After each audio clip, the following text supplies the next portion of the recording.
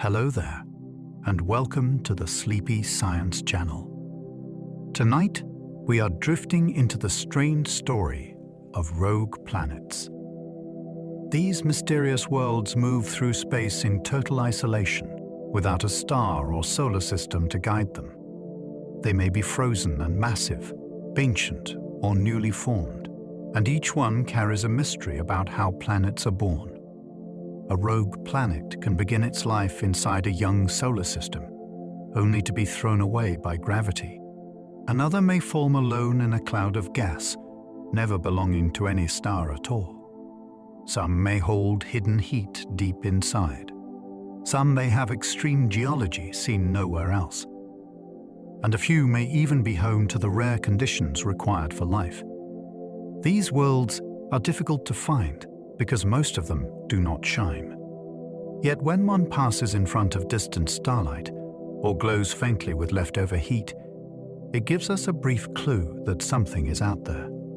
If you enjoy these gentle journeys, I invite you to like, subscribe, or share a thought below. It helps others find their way here too, one sleepy soul at a time. But for now, all you need to do is get settled in. Let your shoulders soften.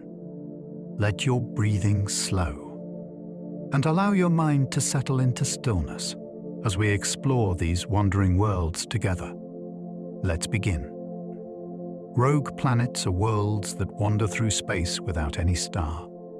Most planets we know belong to a sun, held in orbit by gravity and warmed by steady light. These worlds are different. They move through the spaces between stars, not attached to any solar system in the familiar way. Some may be as large as Jupiter.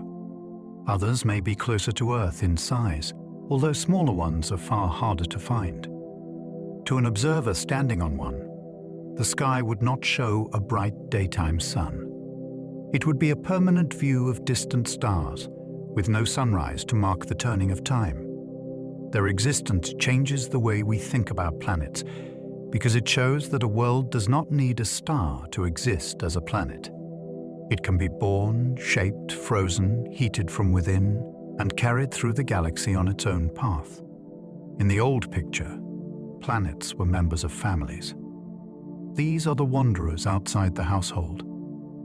Some rogue planets may outnumber the stars in our galaxy. The Milky Way contains hundreds of billions of stars, yet the number of drifting planets may be even larger. That possibility is staggering, because stars are the objects we actually see when we look up at night. Rogue planets, by contrast, are mostly hidden. They do not blaze across space. They do not announce themselves with light. They are discovered through brief clues, such as the bending of background starlight or the faint warmth of a young world still cooling after birth. If the estimates are right, the galaxy may contain an unseen population of planets moving between the stars in enormous numbers. This means the bright galaxy we notice may be only the visible part of a much larger story. For every shining point in the night sky, there may be several dark worlds passing far from any light. The universe may be far more planetary than it first appears. A world can be thrown into darkness by a sibling planet. Planetary systems do not always begin in perfect order.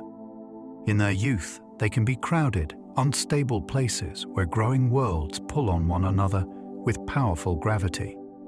If two large planets pass too close, one can steal momentum from the other. The result can be dramatic. One planet may move inward, while another is flung outward so hard that it escapes its star entirely. This is not a gentle separation. It is a gravitational slingshot on a planetary scale. The banished world might have once shared a system with moons, comets, and neighbors. Then one close encounter rewrites its future. After the escape, the star that once ruled its sky shrinks behind it until it becomes only another distant point. In that sense, a planet can lose its sun not because the star dies, but because another planet crosses its path at exactly the wrong time. Some starless planets could still hide warm oceans beneath ice. At first, a planet without sunlight sounds like a dead world. Yet warmth does not only come from above.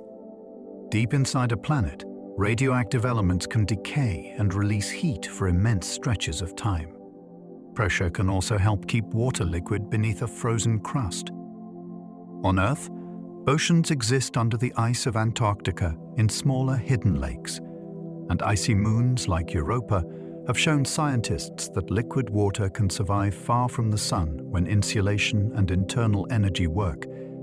Together, a rogue planet with enough water could freeze at the surface while keeping a buried ocean below. That ocean would not have waves under a blue sky. It would be sealed beneath ice, protected from the emptiness of space. If chemistry, minerals, and heat were present near the sea floor, the world might have a stable environment for far longer than anyone once expected. Darkness alone does not end possibility. The Milky Way may be filled with invisible drifting worlds. Our galaxy is not just a wheel of stars. It also contains dust, gas, black holes, stellar remnants, and perhaps countless planets that almost never reveal themselves. A rogue planet can pass through the Milky Way without reflecting enough light for ordinary telescopes to see.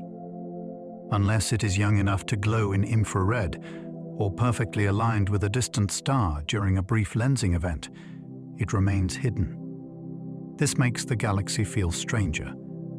There may be worlds moving through the same spiral arms as the Sun, crossing ancient star fields without being noticed. Some could be closer than known exoplanets around bright stars, yet remain undetected because they are cold and dark.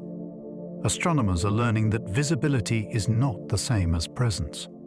The galaxy may be crowded with objects that do not shine. The familiar map of stars may be missing an enormous population of silent planets. A rogue Jupiter could carry moons through interstellar night. A giant planet does not need a star to keep its own small family together. Jupiter holds many moons because its gravity dominates the space around it.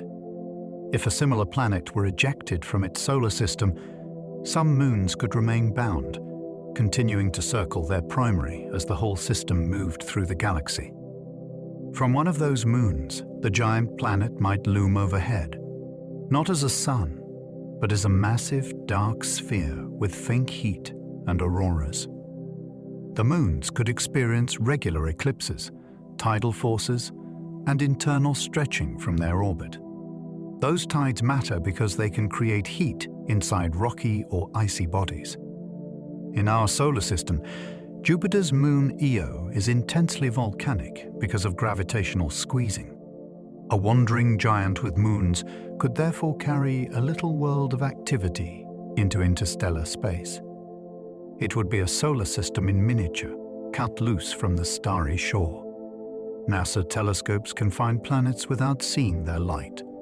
The cleverest discoveries in astronomy often come from noticing what unseen objects do to light from something else. When a rogue planet passes in front of a distant star from our point of view, its gravity can act like a natural lens. For a short time, the background star appears brighter. The planet itself may remain invisible, but its gravity leaves a fingerprint. This method is called microlensing, and it is powerful because it can detect objects that give off almost no light. The event may happen once and never repeat because the alignment depends on motion across enormous distances. Astronomers study the shape and duration of the brightening to estimate the hidden object's mass. It is like identifying a passerby only by the way their shadow changes a lamp. With this technique, scientists can search for worlds that would otherwise be lost in darkness, proving that absence of light is not absence of evidence. One lonely planet was photographed because it glows from youth. Most free-floating worlds are too cold and dim to image directly, but young giant planets can be different. Soon after formation, a massive planet still holds leftover heat from the process that built it. That heat escapes slowly as infrared light. Telescopes can sometimes capture this faint glow if the object is nearby, young, and separated from bright stars. One famous example is often discussed as a planetary mass object drifting alone rather than orbiting a star. Its image is not a detailed portrait with clouds and landscapes. It is usually a tiny point of light, measured carefully against the background. Yet that small dot is extraordinary. It tells us that some planets can be found not by reflected starlight, but by the warmth of their own beginnings. For a little while after birth, a giant world can shine like an ember. Then, over time, it cools into near invisibility. Rogue planets may be failed stars, born too small to shine. Not every star-like object succeeds at becoming a star.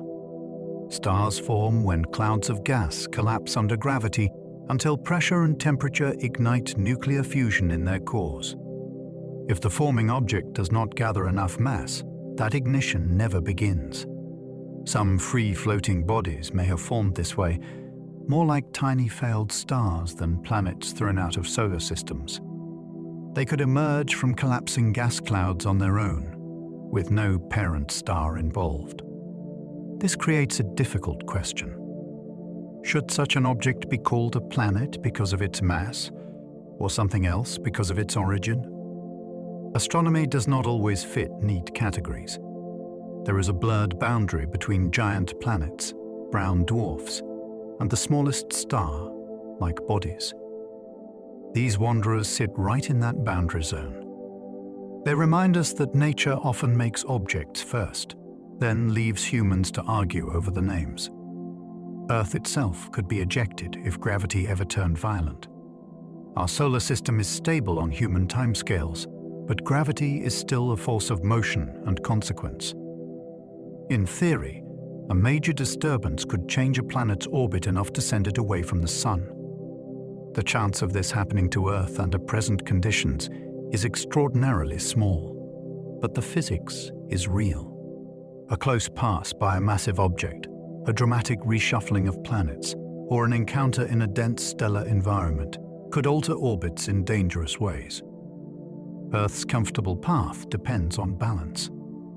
Its speed and distance keep it falling around the Sun rather than into it or away from it. Break that balance severely enough, and the familiar world becomes a traveler. The atmosphere would cool, oceans would begin to freeze, and sunlight would fade as a daily power source. The idea is unsettling because it reveals that a planet's home is not a guarantee. It is an orbit. Some rogue planets form alone inside collapsing clouds of gas. A planet does not always need a disk around a young star to begin. In some regions of space, small clumps within a larger cloud may collapse under their own gravity. If the clump is too light to become a star, it can still form a rounded body with a planetary mass. This process resembles star formation in miniature. Instead of growing from dust and rock inside a solar system, the object condenses directly from a pocket of gas. That gives it a very different origin story from a planet like Earth. It may have no early sun, no ordinary orbit, and no original planetary neighborhood. Scientists look for these objects in young star-forming regions, where their leftover heat makes them easier to detect. Their existence shows that the universe can build planet-sized bodies through more than one route. Some worlds are not orphans. They were born alone from the start. Others begin around stars before chaos sends them flying away. A young planetary system is shaped by competition. Several forming planets can tug on one another while gas and dust are still settling. Over time, those interactions can become unstable, especially if giant planets migrate from their birthplaces. One close approach may be enough to change everything. A planet can gain speed from the encounter and move onto a stretched orbit. A later encounter may push it past the escape limit, allowing it to leave the star completely.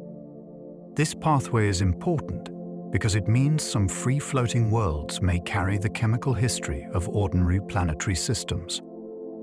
They could have formed in disks rich with dust, ice, and organic molecules before being expelled. In a sense, they are not strange because they were built differently. They are strange because their lives changed direction. Somewhere in the galaxy, a drifting world may still contain the materials of a solar system it has not seen for billions of years. A newborn solar system can behave like a crowded billiard table. In the earliest stages, planets are not always settled into the graceful spacing we see today.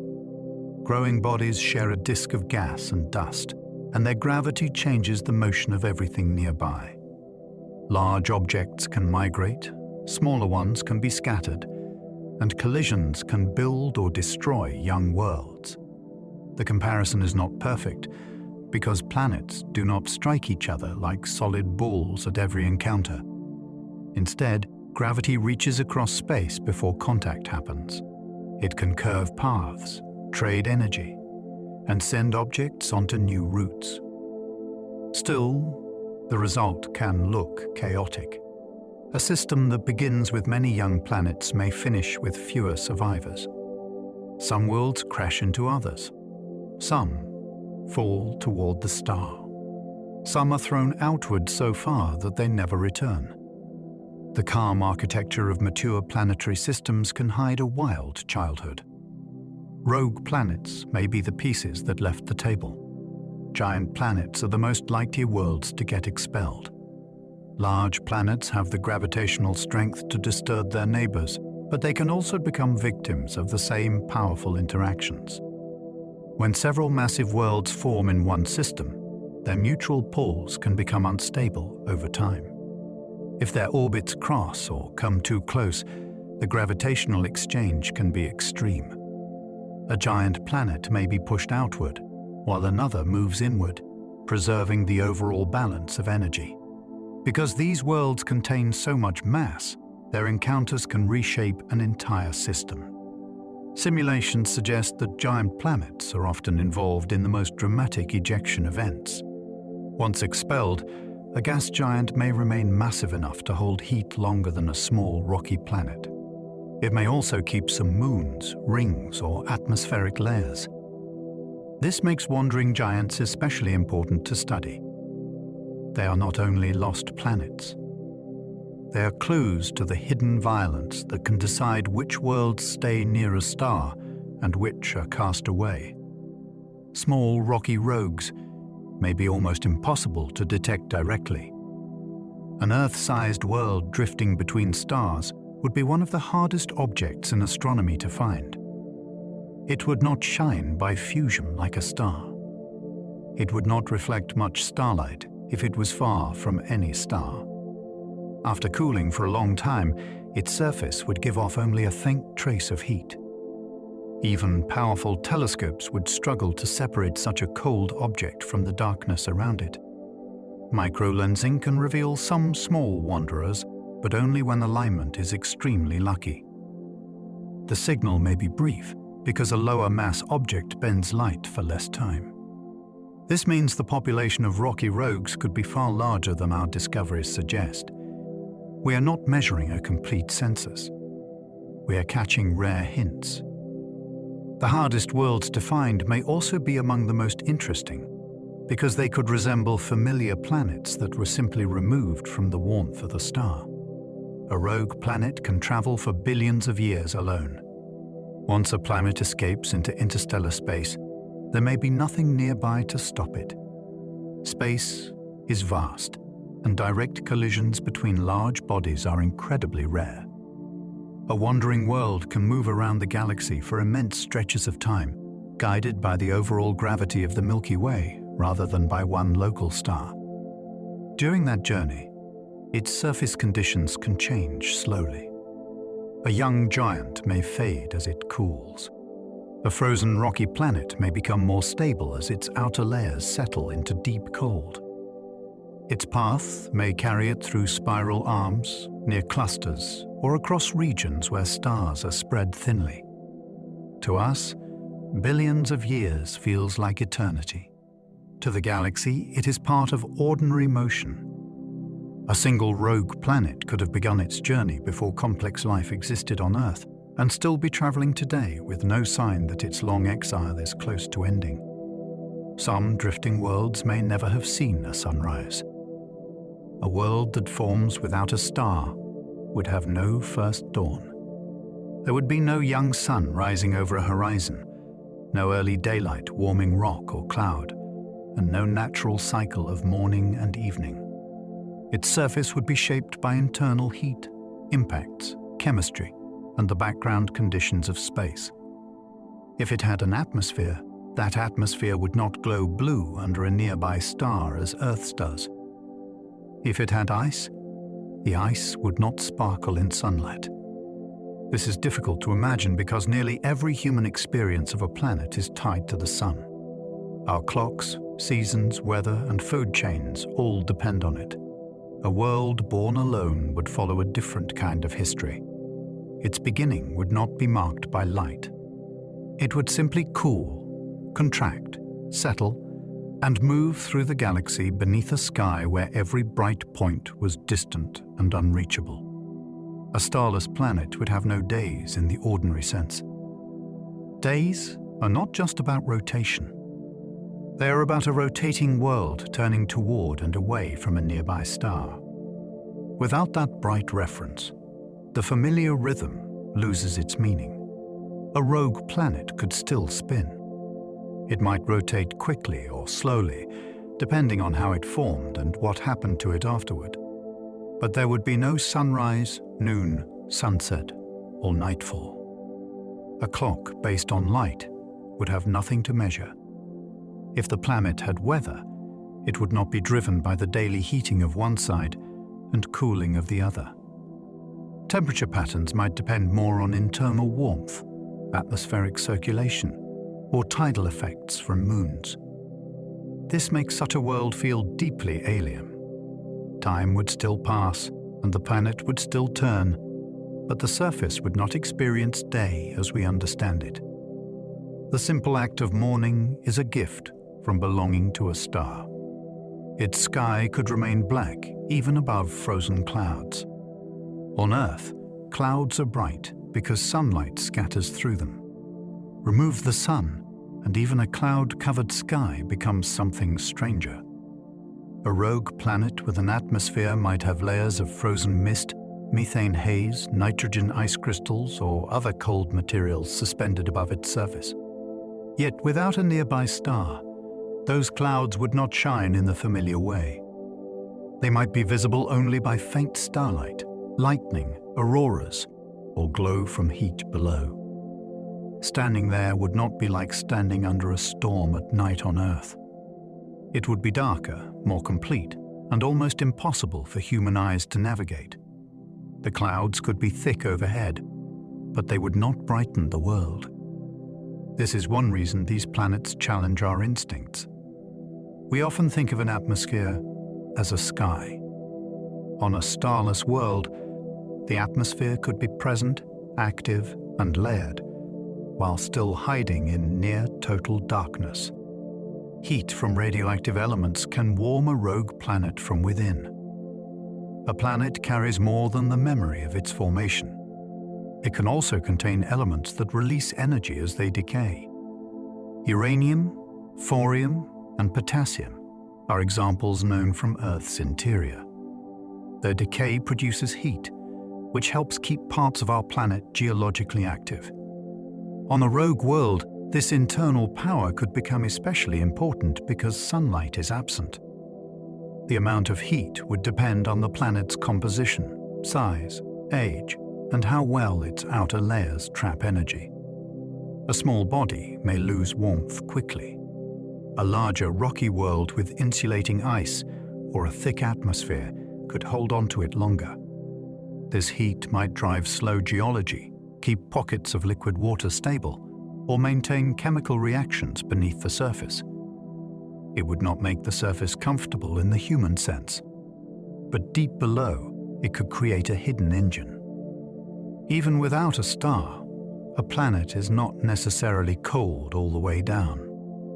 A thick hydrogen atmosphere could trap enough warmth for liquid water. Hydrogen is the lightest gas, but in a deep enough layer it can become an extraordinary blanket. On a lonely world far from any star, heat would try to escape into space from every direction. A dense hydrogen atmosphere could slow that escape because hydrogen molecules can absorb and redistribute infrared radiation when they collide. This effect is different from Earth's familiar greenhouse system, yet the result can be powerful. A rocky planet with enough internal heat and a heavy hydrogen envelope might keep surface temperatures high enough for liquid water, even without sunlight. The world would not look like Earth. The pressure could be intense, the sky would behave differently, and the air would be unbreathable to us. Still, the basic idea is remarkable. A planet could carry its own warmth through interstellar space, wrapped in a gas that turns emptiness into insulation and isolation into something more complicated than simple cold. Some rogue planets might have oceans sealed under global ice. A frozen surface can sometimes protect what lies beneath it. Ice is not only a sign of cold, it is also an insulating roof. On a starless planet with enough water, the upper layers could freeze into a shell while the depths remain liquid under pressure and internal warmth. Such an ocean would have no sunlight glittering across it and no wind driving waves from above. It would be a buried sea, pressed between ice and rock, shaped by heat rising from the interior.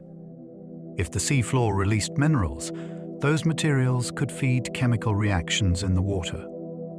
On Earth, life around deep hydrothermal vents proves that ecosystems can be powered by chemistry instead of sunlight. A hidden ocean on a drifting world would be far more remote, but not impossible to imagine scientifically. The idea turns a frozen planet from a dead marble into a sealed container, guarding a whole unseen environment beneath its crust. Life on a rogue world would never depend on sunlight. Almost every living thing we know is tied, directly or indirectly, to the sun. Plants capture light. Animals eat plants or other animals. Even fossil fuels are ancient sunlight stored in chemical form. A living system on a planet without a star would need a different foundation. It might rely on chemical energy from rocks, heat from the interior, or reactions between water and minerals. This is not pure fantasy, because Earth already hosts organisms that live far from daylight. Microbes deep underground can draw energy from chemical gradients. Vent communities in the ocean use bacteria that harvest energy from minerals. On a rogue planet, any biology would likely begin with something small, patient, and hidden. It would not build forests under a sky. It would more likely tend to worn cracks, mineral surfaces, or buried waters. Such life would change our deepest assumption about habitability. It would mean a world can be alive without ever being bright. Deep sea vents offer clues to possible starless ecosystems. At the bottom of Earth's oceans, where sunlight never reaches, towers of mineral-rich water pour from cracks in the seafloor. Around these vents, life gathers in surprising abundance. Bacteria use chemicals from the planet itself, especially compounds of sulfur and hydrogen, to build energy-rich molecules. Larger creatures then depend on those bacteria, forming a food web in darkness. This matters for rogue planets because it gives scientists a real model for life without a sunlit surface. A buried ocean beneath ice could have its own vents if the rocky interior stayed warm and active.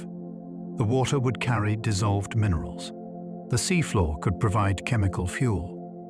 The ice roof above would block starlight, radiation, and impacts. Of course, no one knows whether life would actually begin there. But Earth has shown us that darkness does not prevent complexity. It only demands another source of energy, and planets have more than one way to provide it. A rogue planet with a moon could still have tides. Tides are often associated with oceans and shorelines, but their true cause is gravity. A moon pulls more strongly on the near side of a planet than the far side, creating a stretching effect. On Earth, the sun also contributes, but the moon is the main driver of our daily tides. A starless planet could still experience similar forces if it kept a substantial moon. Its oceans, ice shell, or rocky body might rise and fall under that steady pull. The result could be important. Tides stir water, move heat, and create friction inside solid materials. They can also keep a planet's rotation and a moon's orbit locked in long-term relationships.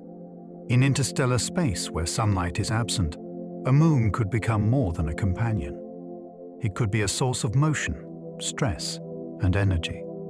Even a dark world might have rhythms, not from dawn, but from gravity circling overhead. Tidal heating could keep hidden oceans moving in the dark. When gravity squeezes a world again and again, the interior can warm through friction. This process is not theoretical.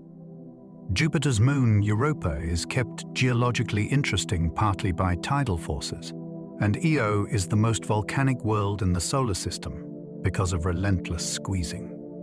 A rogue planet with moons could experience something similar, especially if the orbits were stretched rather than perfectly circular. Each pass would flex the planet or moon slightly. Over time, that motion would turn orbital energy into heat. In a buried ocean, heat matters because it can slow freezing, drive currents, and help chemicals circulate between rock and water. Movement can prevent a hidden sea from becoming a stagnant layer. It can carry minerals upward and bring cooler water down. For possible life, that circulation could be crucial. It means a starless system with the right arrangement of moons might keep an underground ocean active, not by sunlight, but by the pull of orbiting bodies. A massive rogue planet might keep rings without a sun. Rings do not need sunlight to exist. They need particles, gravity, and a central body massive enough to organize them. Around a giant wandering planet, fragments of ice, dust, and rock could orbit in a flat disk if they survived the ejection process. Some ring particles might come from shattered moons. Others could be leftovers from earlier formation. Without a nearby star, the rings would be extremely hard to see from far away, but they could still be physically present. Their structure would be shaped by resonances, collisions, and the gravity of nearby moons. Thin gaps might open where small satellites shepherd particles into lanes. The whole system would be a delicate balance of motion in the dark. Imagine a giant planet moving between stars with a broad ring system turning around it like a private clockwork. It would not sparkle in sunlight as Saturn does, yet the architecture could still be magnificent. Rings around a rogue world would be almost invisible from afar. Saturn's rings look brilliant because sunlight strikes countless icy particles and reflects toward us. Take away the sun, and the same kind of ring system becomes almost impossible to notice. Around a wandering planet, ring material would reflect only the weak light of distant stars unless the planet passed near another star. Infrared observations might detect warmth if the system were young, but old, cold rings would offer very little signal. They could still affect what astronomers measure in subtle ways. If a ringed rogue planet crossed in front of a background star, the rings might create extra dimming or complicated changes in a lensing event. Detecting such details would be difficult, yet not beyond imagination. This makes ringed wanderers especially intriguing. They could carry enormous structures that remain hidden not because they are small, but because there is no lamp nearby to reveal them. Darkness can conceal grandeur as easily as emptiness. Its moons could circle like a miniature solar system. a giant planet can dominate a region of space in a way that resembles a tiny star system. Its moons may orbit at different distances, with inner moons moving quickly and outer moons taking far longer to complete a circuit. Some could be rocky, some could be icy, others might be captured fragments from an earlier planetary neighborhood. If the giant became a rogue, the moons that remained stable would continue to trace their paths around it. The central object would not shine like a star, but its gravity would provide order. From above, the arrangement might look like a scaled-down version of planetary orbits. This is why giant planets are sometimes described as systems of their own. In our solar system, Jupiter and Saturn already show this pattern beautifully. Set one of those giants adrift, and it might still carry a family of worlds, each with its own history, surface, and hidden interior. A rogue planet could steal comets during its long journey. A wandering planet does not simply pass through space as if nothing is around it. Gravity gives it reach. If it moves through a region filled with small, icy bodies, it could alter their paths.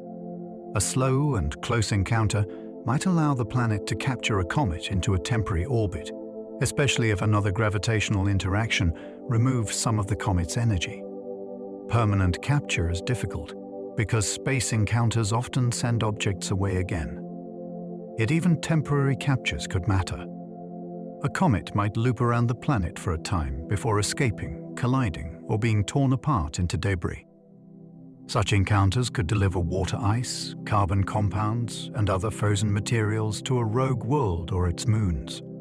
In a galaxy full of scattered leftovers, a planet's journey may not be empty. It may meet small travelers along the way, gathering traces of different places and adding them to its own long story. Passing stars can slightly bend a wandering planet's path. A rogue planet is not attached to one star, but it is still moving through the gravitational field of the galaxy. When it passes near a star, the star's gravity can tug on it and adjust its direction. Most of these encounters are distant, so the change is tiny. Over huge spans of time, however, many small nudges can matter. A planet's path may become a record of the stars it has passed, the clusters it once crossed, and the galactic neighborhoods it has visited.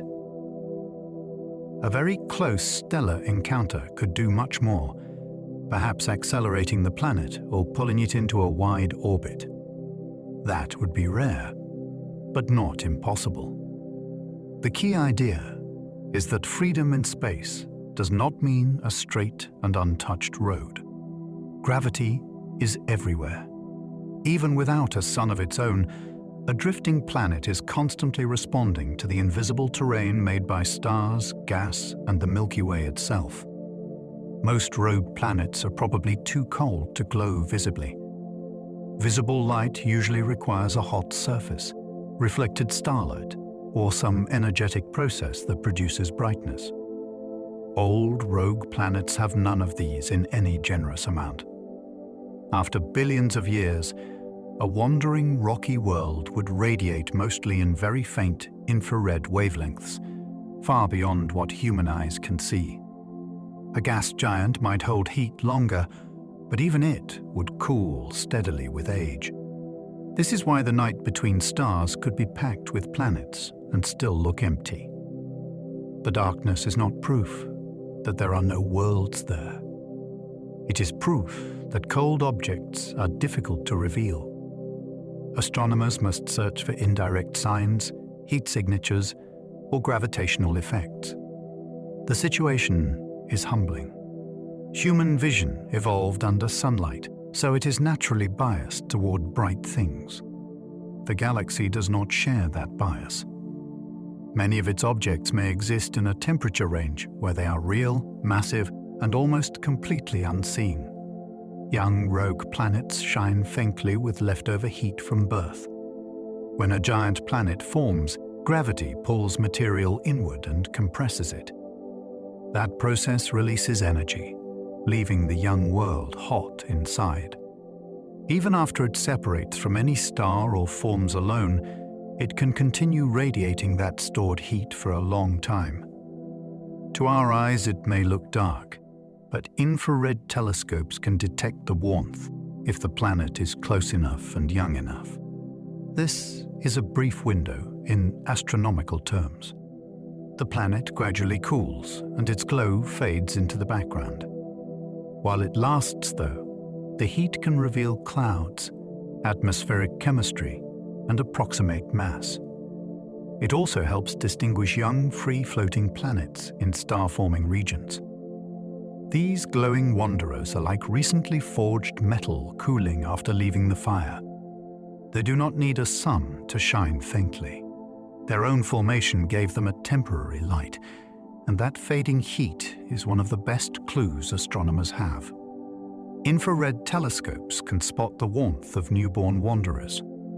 Infrared astronomy lets scientists see the universe through heat instead of ordinary light. This is crucial for free-floating planets, because young ones are often warm enough to glow at these wavelengths. A telescope designed for infrared observations can separate a faint planetary object from the colder background of space, especially in nearby star-forming regions. The challenge is enormous. Dust can confuse the view. Brown dwarfs can resemble giant planets. Distance makes everything dim. Astronomers therefore use color, brightness, motion, and estimated age to decide what they may be seeing. When the evidence lines up, the reward is extraordinary. A tiny infrared point can represent a planet-sized body with no star, still warm from its beginning. Instruments like these expand human sight into a realm our eyes can never reach. They allow us to find worlds not because they reflect light, but because they are still quietly releasing the heat of their own creation. Microlensing reveals rogue planets when they bend distant starlight. Gravity can act like a lens, even when the object doing the bending is invisible. If a wandering planet passes almost perfectly in front of a faraway star, its gravity focuses the star's light and makes the star appear temporarily brighter. This brightening can rise and fade in a smooth pattern. The planet itself does not need to shine. It only needs mass. For rogue planets, this method is one of the most powerful tools available because it can detect bodies that are cold, dark, and isolated. The difficulty is timing. Astronomers cannot usually predict when a small wandering planet will line up with a background star. They must watch huge numbers of stars and search for brief changes. Each event is like a cosmic coincidence caught in progress. It may never happen again in the same way. Yet from that single flicker, scientists can infer that a hidden world crossed the line of sight. A hidden planet can briefly magnify a background star. The brightening caused by a rogue planet is not ordinary illumination. It is a geometric effect of curved space-time. The planet's gravity bends the path of light from a more distant star, so extra light reaches the observer for a short time. From Earth, the star may seem to swell in brightness, although the star itself has not changed. The details of that brightening carry information. A more massive object usually creates a longer event. A lower mass object creates a shorter one. If the hidden planet has a moon, the pattern might contain a tiny extra disturbance. This is astronomy at its most subtle. No image of a planet may appear. No disk, color, or cloud band may be visible. Instead, a distant star flickers in just the right way, and that flicker tells a story of an unseen object passing through the foreground. The planet announces itself by changing someone else's light. Some microlensing signals last only a few hours. A small rogue planet can produce a very short gravitational lensing event. If its mass is low, the region where its gravity noticeably magnifies a background star is also small. As the planet moves across the line of sight, the brightening may rise and fall, before a single night has fully passed. This makes discovery demanding. Observatories must monitor dense star fields repeatedly, often with networks spread across different longitudes, so the sky can be watched as Earth turns. A missed hour can mean a missed world. Short events are exciting because they may point to Earth mass or even smaller free-floating planets. They are also frustrating because there is little time to gather extra data. The signal appears, whispers its evidence, and disappears into ordinary starlight. For scientists, such a brief change can carry enormous meaning. It may be the only trace of a planet that will never pass that way again. Tiny rogue worlds may reveal themselves through one passing flicker. The smaller the wandering planet, the more elusive it becomes. A Mars-sized or Moon-sized body would not produce a long, dramatic lensing curve. Its gravitational effect might be a small, quick brightening of a distant star. That signal could be mistaken for noise unless the measurements are precise and frequent. Yet catching such a flicker would be thrilling, because it would suggest that even small planets can be expelled or formed in great numbers. Imagine a rocky world with mountains, craters, or frozen plains crossing the foreground of a star field. No telescope sees its surface. No light shows its shape. But for a moment, the star behind it brightens by a measurable amount. That is enough to prove that something with mass passed through the line of sight. The entire presence of a hidden world might be reduced, for us, to a single delicate change in brightness. The Roman Space Telescope is designed to reveal many drifting planets. A future wide field view from space can change the hunt for rogue planets. The Nancy Grace Roman Space Telescope is planned to monitor crowded regions of the sky with the precision needed for microlensing studies. From above Earth's atmosphere, it can observe with stable sharpness and track countless stars at once. This is exactly what free-floating planet searches need. Many lensing events are rare, brief, and easy to miss from the ground. A space telescope with a wide field can gather a much larger sample and help estimate how common these planets really are. Its discoveries could include massive wanderers and much smaller worlds that are currently beyond reliable reach.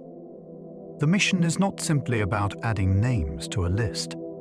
It is about measuring a hidden population. With enough events, astronomers can begin to answer one of the biggest questions in this field. Is the galaxy mostly a realm of stars or of unseen planets? Gaia can help trace stars that may have launched planets away. The Gaia spacecraft has mapped the positions and motions of enormous numbers of stars with extraordinary precision. That matters for rogue planets because stellar motion helps reconstruct the history of crowded regions where planets can be ejected. If astronomers know how stars move through a cluster, they can model past encounters and identify environments where planetary systems may have been disturbed. Gaia also helps reveal young associations, stellar streams, and moving groups, which can provide ages for objects found nearby. Age is important because a young, free-floating planet is brighter in infrared and easier to interpret. The spacecraft does not need to photograph a rogue planet to support the search. By charting the stellar stage around it, Gaia helps scientists understand where the planet may have come from.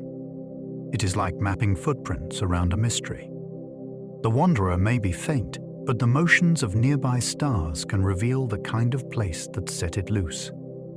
Young star clusters may be factories for free-floating planets. Star clusters are crowded birthplaces. Many stars form together from the same vast cloud, and their young planetary systems develop while neighbors pass relatively close by. In such an environment, gravity can be disruptive. A passing star may stretch a planetary orbit. Another encounter may disturb a disk before planets settle. Inside a system, newly formed giant planets can scatter each other, while the cluster itself adds outside pressure. The result is a setting where ejections may be more common than in quiet isolation. Young clusters are also valuable because any free-floating planets there are still warm enough to detect more easily. Astronomers study regions like these to learn whether lonely planetary mass objects are common products of formation, violent escape, or both. A cluster may look like a nursery of stars, but it may also be a place where many planets lose their homes early. Some worlds may begin wandering almost as soon as they are made. Stellar nurseries can fling planets out before systems settle down. In a stellar nursery, everything is still changing. Gas flows, young stars move, disks form, twist, and fade. Planets grow inside those disks while the surrounding environment remains unsettled. This timing matters. A planet may be ejected before its system reaches a calm, mature state. If nearby stars pass close enough, their gravity can tug on the young system's outer regions. At the same time, planets inside the system may be migrating through the disk, crossing resonances, or interacting with one another. A world that might have remained stable in a quieter setting can instead be pushed onto a dangerous path. Once it escapes, it carries the chemistry of its birthplace, but not the star that helped gather the original material. This gives rogue planets a dramatic role in cosmic youth. They are not always ancient leftovers from long-settled systems. Some are cast out during the first turbulent chapter, before the architecture of their home was even finished. Binary stars can make planetary orbits dangerously unstable. Many stars are born in pairs, and a planet in such a system must deal with more complicated gravity than Earth does. It might orbit one star while the second star tugs from a distance, or it might circle both stars together. Some arrangements are stable for immense periods, and many planets can survive in binary systems. Others are more fragile. If the stars have stretched orbits, their changing positions can disturb planetary paths over time. A planet may become more eccentric, which means its orbit becomes more elongated. That can lead to close encounters with other planets or dangerous approaches to one of the stars. In extreme cases, the planet may be thrown out entirely. Binary systems show that a sky with two suns is not only beautiful, it can also be gravitationally demanding. For a young planet, belonging to a double star system may mean living inside a constant negotiation between competing pulls. A close stellar flyby can tear planets from their suns. Stars are usually separated by enormous distances, but in clusters they can pass much closer than they do in the sun's present neighborhood. When one star sweeps near another, its gravity can pull on the outer parts of the planetary system. Distant planets are especially vulnerable because their star holds them more weakly. A flyby does not have to collide with anything. Gravity alone is enough. It can stretch orbits, exchange objects between stars, or send a planet onto an escape path. The event may last only a short time compared with the age of the system, yet its consequences can be permanent. A planet that spent millions of years orbiting calmly may be removed during one close passage. The idea adds drama to stellar birthplaces. Stars are not only lights. They are massive moving bodies, and when they pass too near, they can rearrange the fate of entire worlds without ever touching them. Massive planets can scatter smaller worlds into interstellar space. In the developing planetary system, a giant planet can act like a gravitational engine. If a smaller world passes close, the giant can change its speed and direction dramatically. Sometimes the smaller body is pushed inward.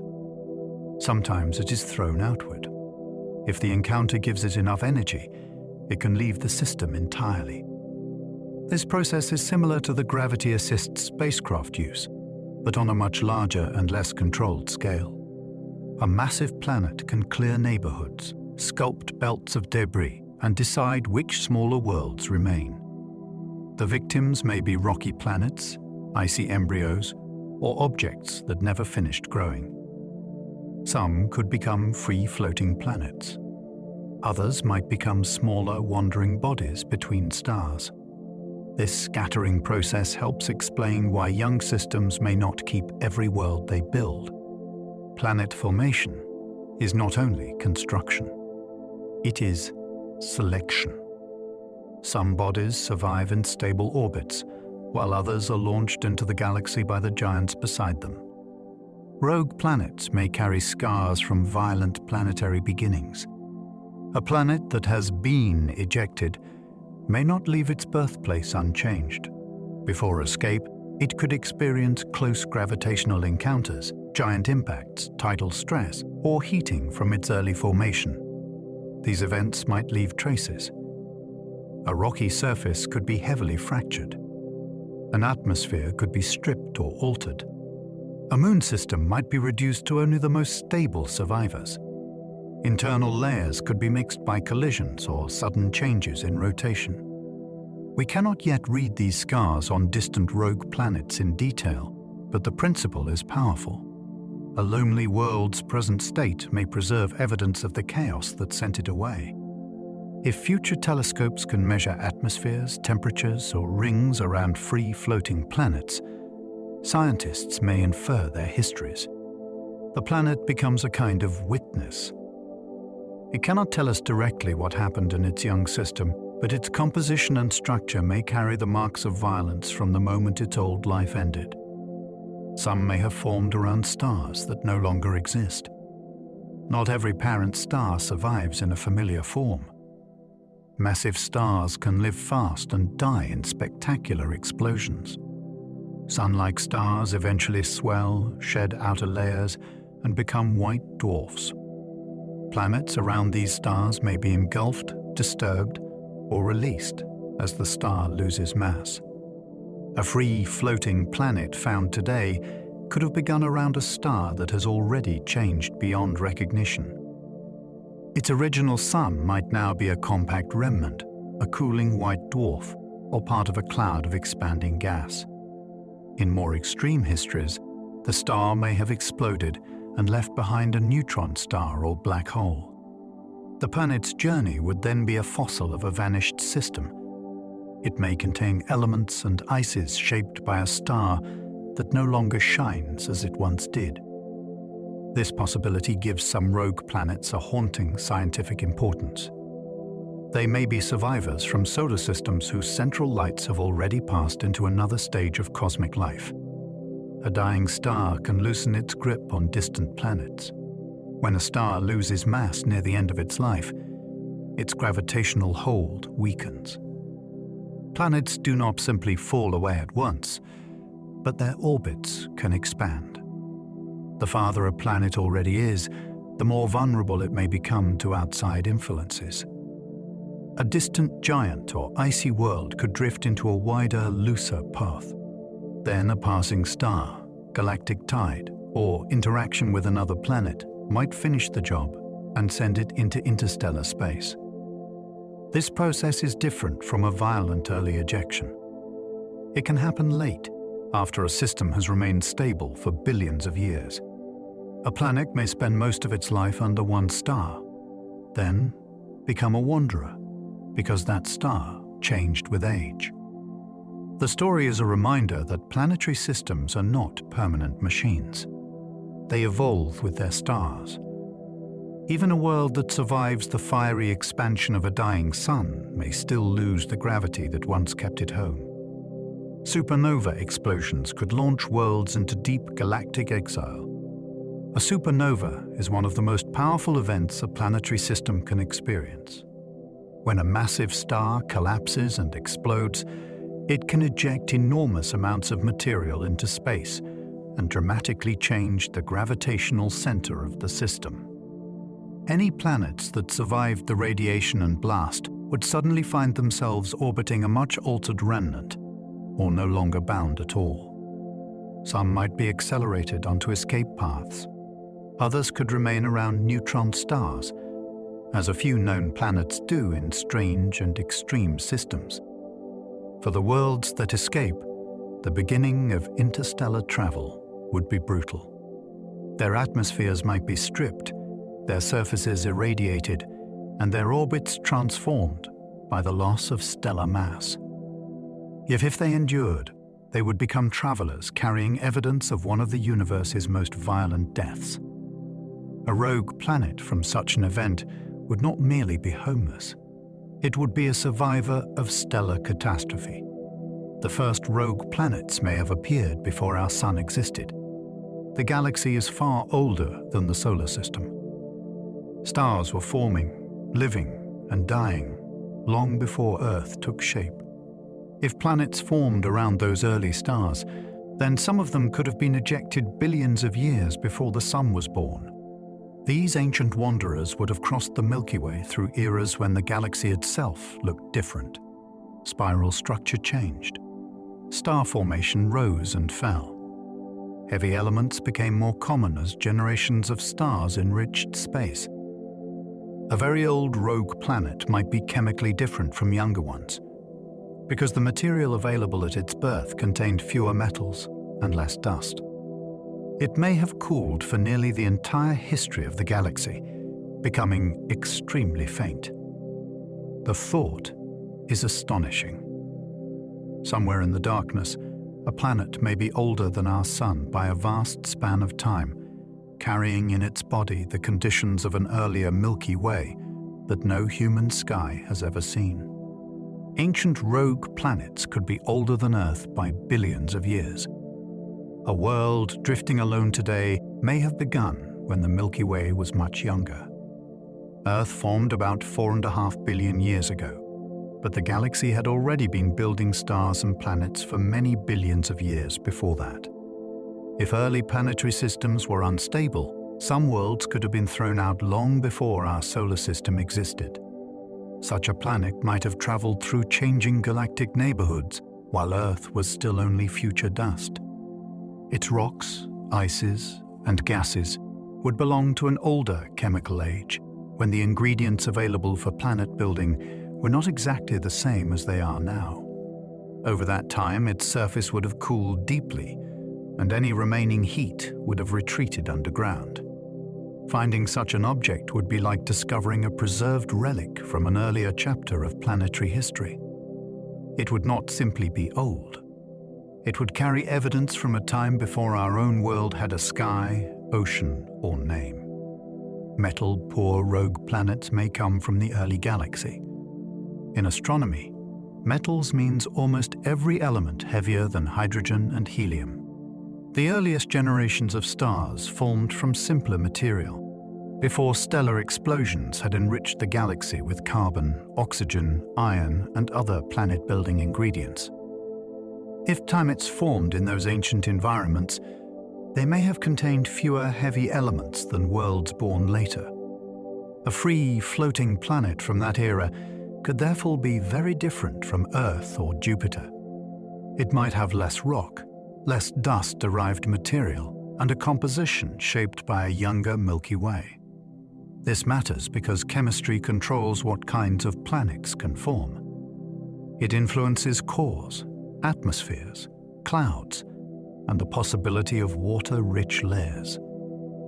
A metal-poor rogue planet would be more than a lonely object.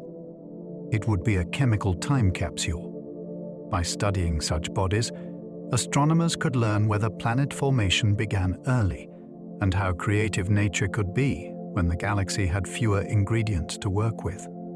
Some wandering worlds may be made mostly of gas and ice. Not every planet is built from solid ground. Many free-floating worlds may resemble the outer planets of our solar system, with thick atmospheres and deep interiors rich in hydrogen, helium, water, methane, and ammonia. If such a planet is massive enough, gravity can hold these light materials tightly even after the world is ejected. Far from a star, its upper atmosphere would cool, but its deeper layers could remain warm under pressure.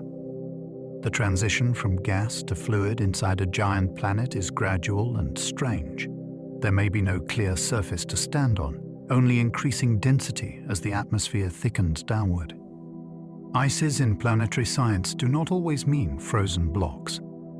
They can mean volatile compounds that behave in exotic ways under heat and pressure. A wandering ice giant or gas giant would therefore be a layered world of deep chemistry, hidden storms, and enormous pressure. It would be less like a rock in space, and more like an atmosphere with a planet buried inside it. Others could be rocky spheres frozen harder than Antarctica. A smaller, free-floating world may have a solid surface, but that surface could be locked in cold beyond anything common on Earth. Antarctica feels extreme to us, yet it still receives sunlight, has seasonal cycles, and sits on a planet with a warm atmosphere and active oceans. A rocky rogue planet would not have those comforts. Its surface minerals could contract in deep cold. Water ice, if present, might become as rigid as stone. Carbon dioxide or nitrogen could freeze out of the air if temperatures dropped low enough. Craters could remain sharp for immense periods if there were no liquid erosion, no rainfall, and little atmospheric weather. The landscape might preserve ancient impacts like writing carved into a vault. Beneath that frozen shell, the interior could still hold a different story, but the surface itself would be a museum of stillness. Such a planet reminds us that rock can become a world of silence when no star warms it. A rogue Earth would quickly lose warmth from its surface. Our planet's comfortable temperature depends on a steady energy balance. Sunlight arrives, Earth absorbs some of it, and infrared radiation escapes back into space. Remove the sun, and that balance collapses. The ground, oceans, and lower atmosphere would begin radiating stored heat into darkness. At first, the change would be rapid by planetary standards. Temperatures would fall, weather systems would weaken, and the surface water cycle would fail.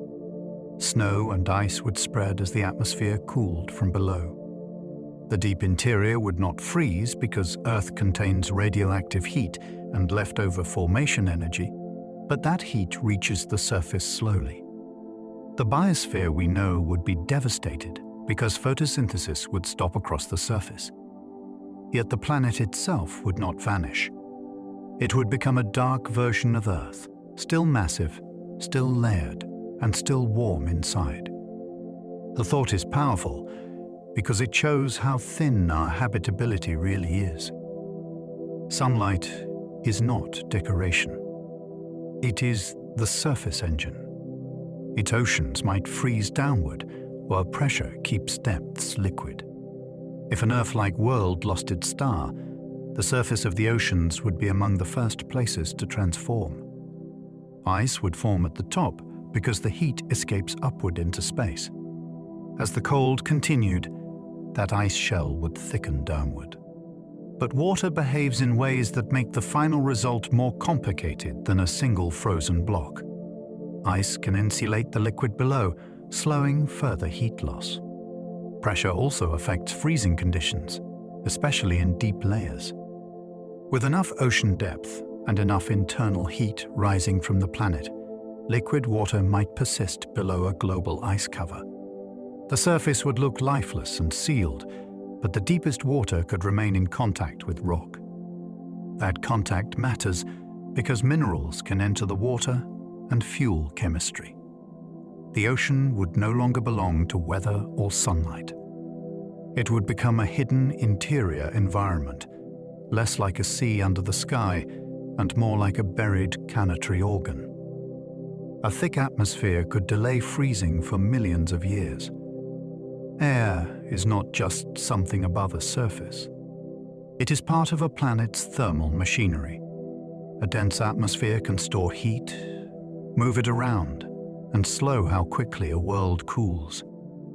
If an Earth-like planet were expelled with a substantial blanket of greenhouse gases, its surface would not instantly become a frozen wasteland. The atmosphere could trap infrared radiation and spread remaining warmth between regions.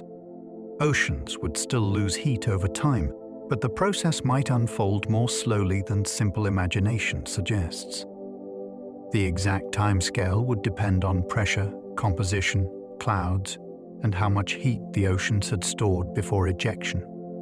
Carbon dioxide, hydrogen, and other gases would each change the outcome in different ways. Eventually, without a star, the surface would face a severe energy shortage. Yet delay matters. Millions of years can be enough for chemistry to continue, oceans to reorganize, and life, if present, to retreat into safer layers. A planet's atmosphere can buy time. Without sunlight, weather would depend on internal heat alone.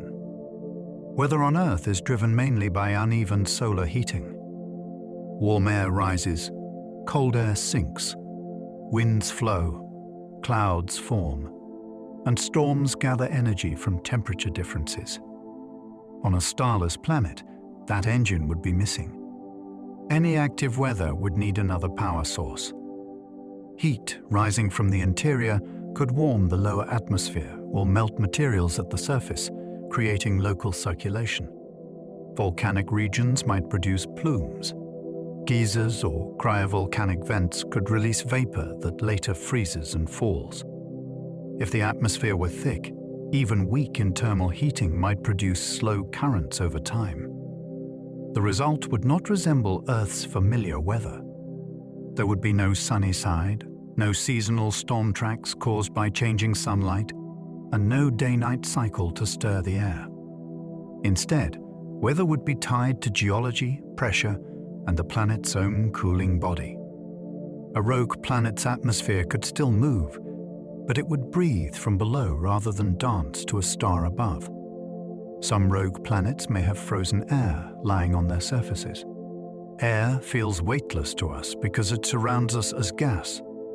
But gases are made of matter and can freeze when temperatures fall far enough. On a very cold rogue planet, atmospheric ingredients such as nitrogen, carbon monoxide, methane, or carbon dioxide could condense onto the ground. Instead of an invisible sky, part of the atmosphere might become frost, snow, or slabs of exotic ice.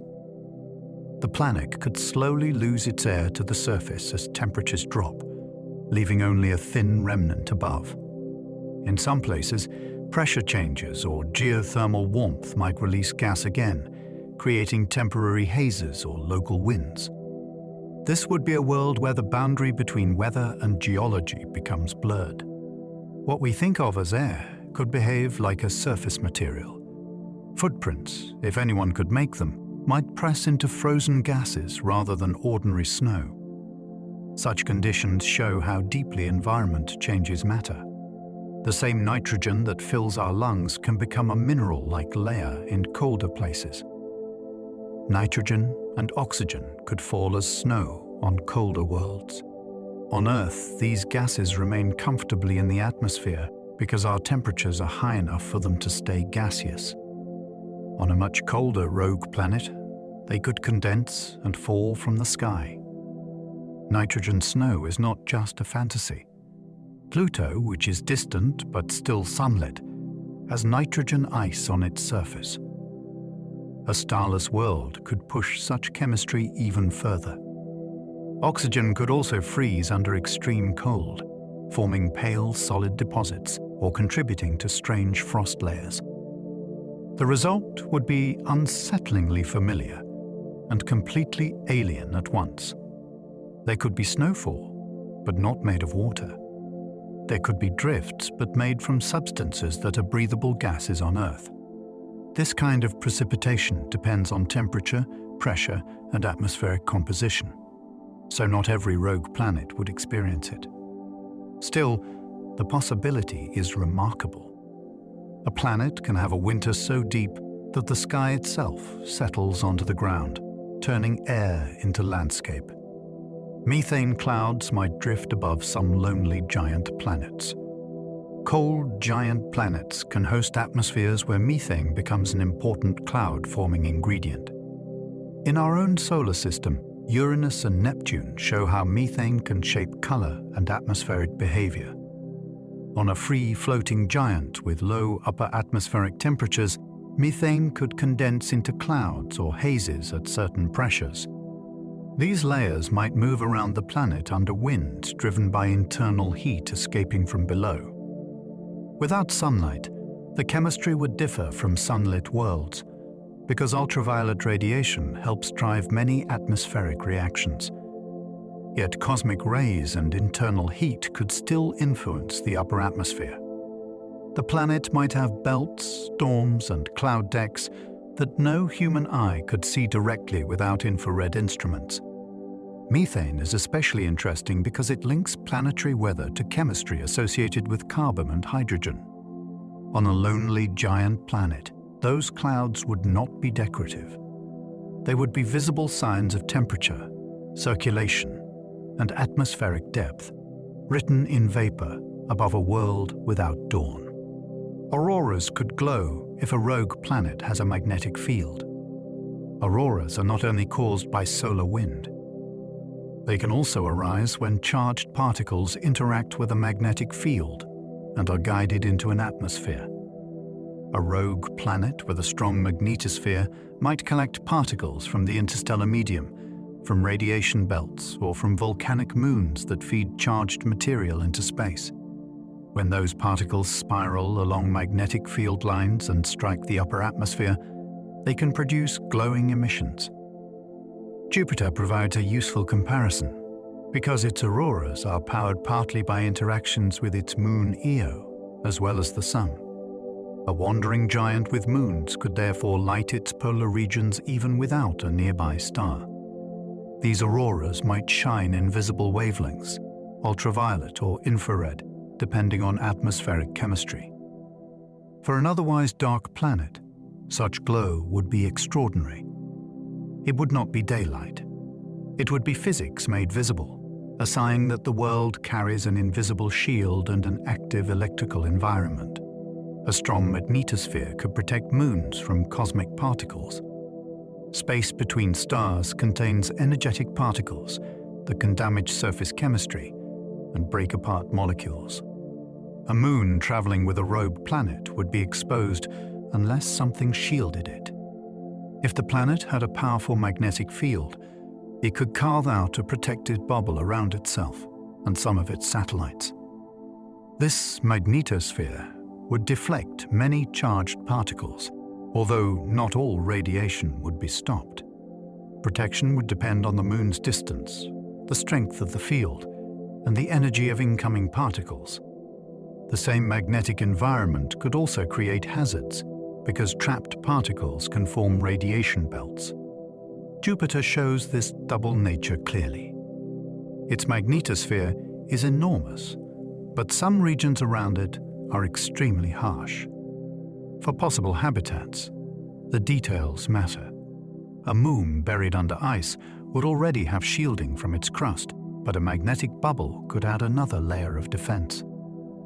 In interstellar space, habitability may depend not only on warmth and water, but also on invisible planetary armor. Cosmic rays would constantly strike any unshielded surface. A planet moving between stars lacks the protective bubble created by a nearby stellar wind, such as the heliosphere around our solar system. High-energy particles from supernova remnants, distant astrophysical events, and galactic processes can reach exposed surfaces over long periods. On an airless rogue world, cosmic rays would strike rock, ice, and any surface chemicals directly. They can break molecular bonds, create new compounds, and slowly alter the upper layers of material. This is not always purely destructive. Radiation chemistry can produce interesting molecules in icy mixtures, especially when carbon, nitrogen, and water are present. But for delicate biology at the surface, constant exposure would be dangerous. A thick atmosphere, ice cover, or underground habitat would offer much better protection. This is one reason the most plausible living environments on rogue planets are often imagined below the surface. The surface may be a chemistry laboratory shaped by radiation, while the safer story unfolds underneath. Underground oceans would be safer than exposed icy plains. A buried ocean has several advantages that a surface does not. Ice above it can block radiation, protect against impacts, and insulate the water from the extreme cold of space. The deeper the liquid layer, the more stable the environment can become. Temperature changes of the surface may take a long time to reach it, especially under a thick shell. If the ocean touches rock, chemical reactions can supply minerals and energy sources. On exposed icy plains, by contrast, molecules face cosmic rays, micrometeorite impacts, and severe temperature conditions. Any fragile chemistry there could be broken apart or locked in place. Beneath ice, chemistry has a better chance to continue in liquid water, which is a powerful medium for reactions. This is why scientists are so interested in subsurface oceans on moons like Europa and Enceladus. For rogue planets, the same logic becomes even more important. The most interesting places may be the ones no telescope can directly see. A rogue planet could pass through our solar system unnoticed. Space is so large that even a planet-sized object could slip through the outer reaches without being obvious to us, especially if it were cold, dark, and moving far from the sun. The inner solar system is watched far more closely, but the distant outskirts are vast. A rogue planet passing through the remote Oort cloud might disturb icy bodies without becoming bright enough for easy detection. If it came much closer, its gravity and reflected sunlight would make it more noticeable, and surveys would likely find it. But at great distances, the challenge is severe. A cold world gives off faint infrared radiation and reflects only weak sunlight. Its motion against background stars might be slow and subtle. The idea does not mean a hidden planet is currently threatening us. It simply shows how enormous the solar system's boundary region is. There is room out there for large objects to move through without putting on a show. The nearest wandering world might still be waiting to be found. Our catalogue of nearby objects is incomplete, especially when those objects are cold and faint. Stars are easy compared with old rogue planets. Brown dwarfs have been found surprisingly close to the sun, and some were missed until infrared surveys improved. A free, floating planet could be even dimmer. If one were nearby but small, cold, and not crossing a useful background star, it could remain unknown. This possibility makes the local neighborhood feel more mysterious. The closest planet outside our solar system might not orbit another star at all. It might be moving alone through the dark, detectable only with the right instrument and the right search strategy. Future infrared surveys, microventing studies, and careful motion tracking may change what we know. Astronomy often reveals that the nearby universe still has secrets. Distance is not the only reason objects hide. Sometimes they are close enough to matter, but too faint for the methods we have used so far. Most rogue planets are too faint for ordinary telescopes. A normal optical telescope gathers visible light. That works well for stars, galaxies, and planets that reflect sunlight. It works poorly for objects that are cold, isolated, and old. A typical rogue planet may emit most of its weak radiation in infrared wavelengths, and even then, the signal can be tiny. If it has no nearby star, it does not reflect much light. If it has cooled for billions of years, it does not glow strongly from within. Ordinary telescopes might stare directly at its location and see nothing.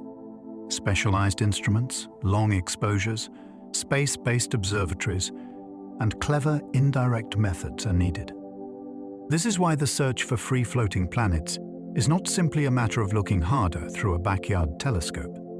It requires choosing the right kind of light, the right region of sky, and the right statistical approach.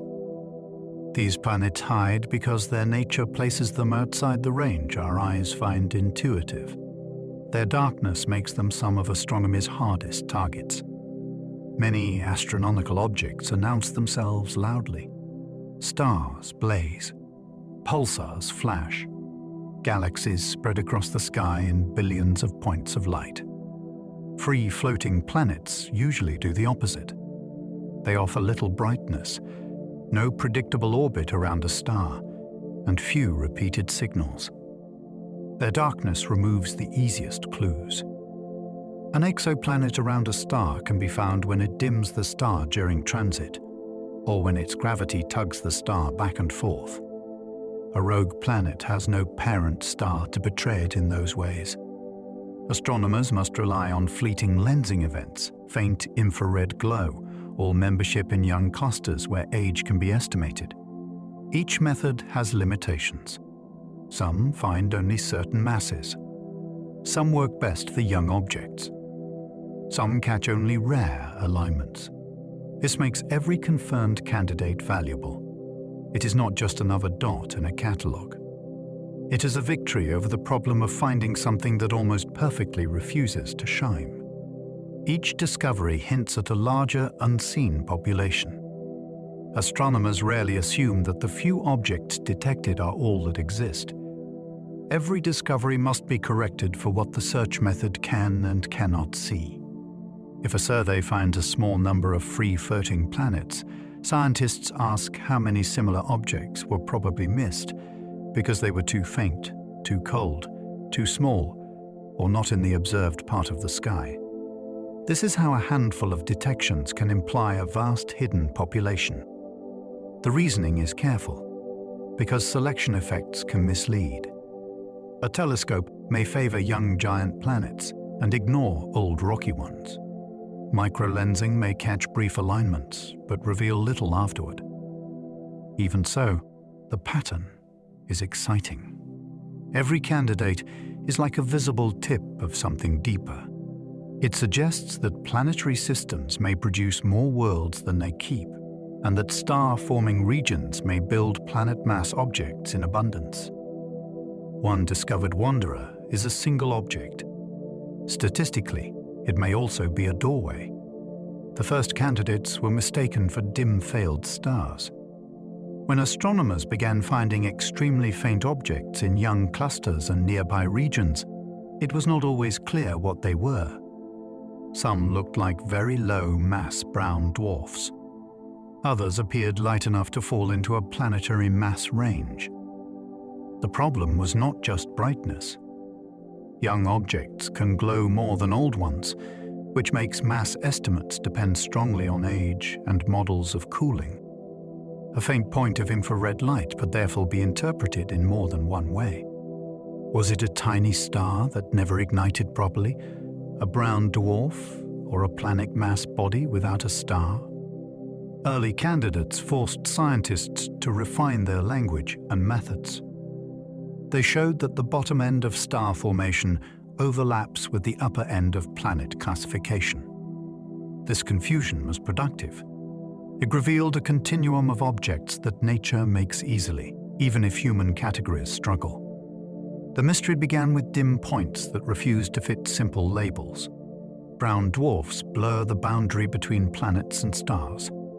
Brown dwarfs are often described as failed stars, but that phrase only tells part of the story. They are more massive than planets, yet not massive enough to sustain the stable hydrogen fusion that powers true stars.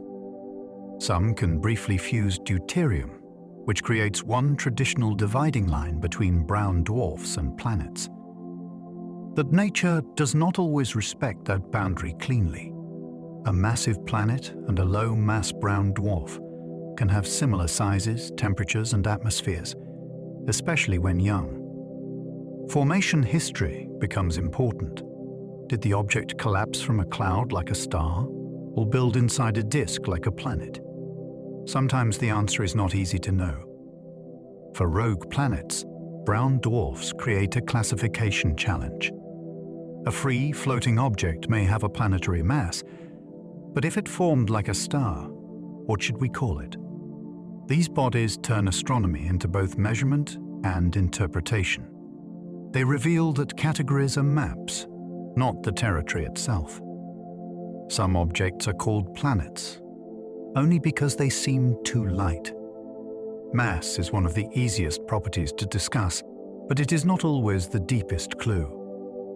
An isolated object below a certain mass may be described as planetary because it is too light to be a brown dwarf under common definitions.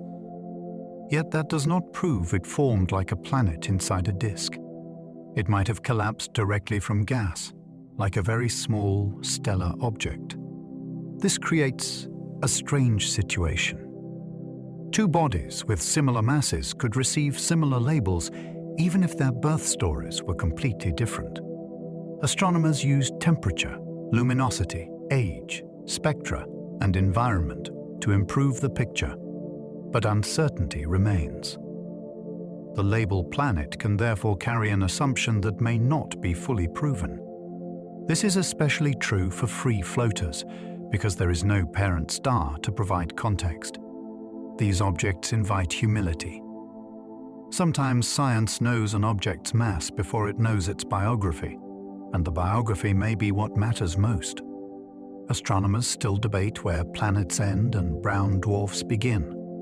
The dividing line is often placed near the mass needed for deuterium fusion, but that standard is not universally satisfying. Deuterium fusion depends on mass and composition, and it may not reflect how the object formed. A body just below the threshold could form like a star, while one just above it could possibly form in a disk. Some scientists prefer definitions based on formation. Others use mass because it is more measurable. There are also practical reasons for different choices, especially when studying distant clusters where details are limited. The debate is not mere wordplay. It affects population counts, formation theories, and how discoveries are described to the public. Rogue planets sit right at the center of the issue because they are not orbiting stars. Without an orbit, the usual planet image becomes harder to apply. The question becomes beautifully uncomfortable. Is a planet defined by what it weighs, where it formed, or whether it belongs to a star?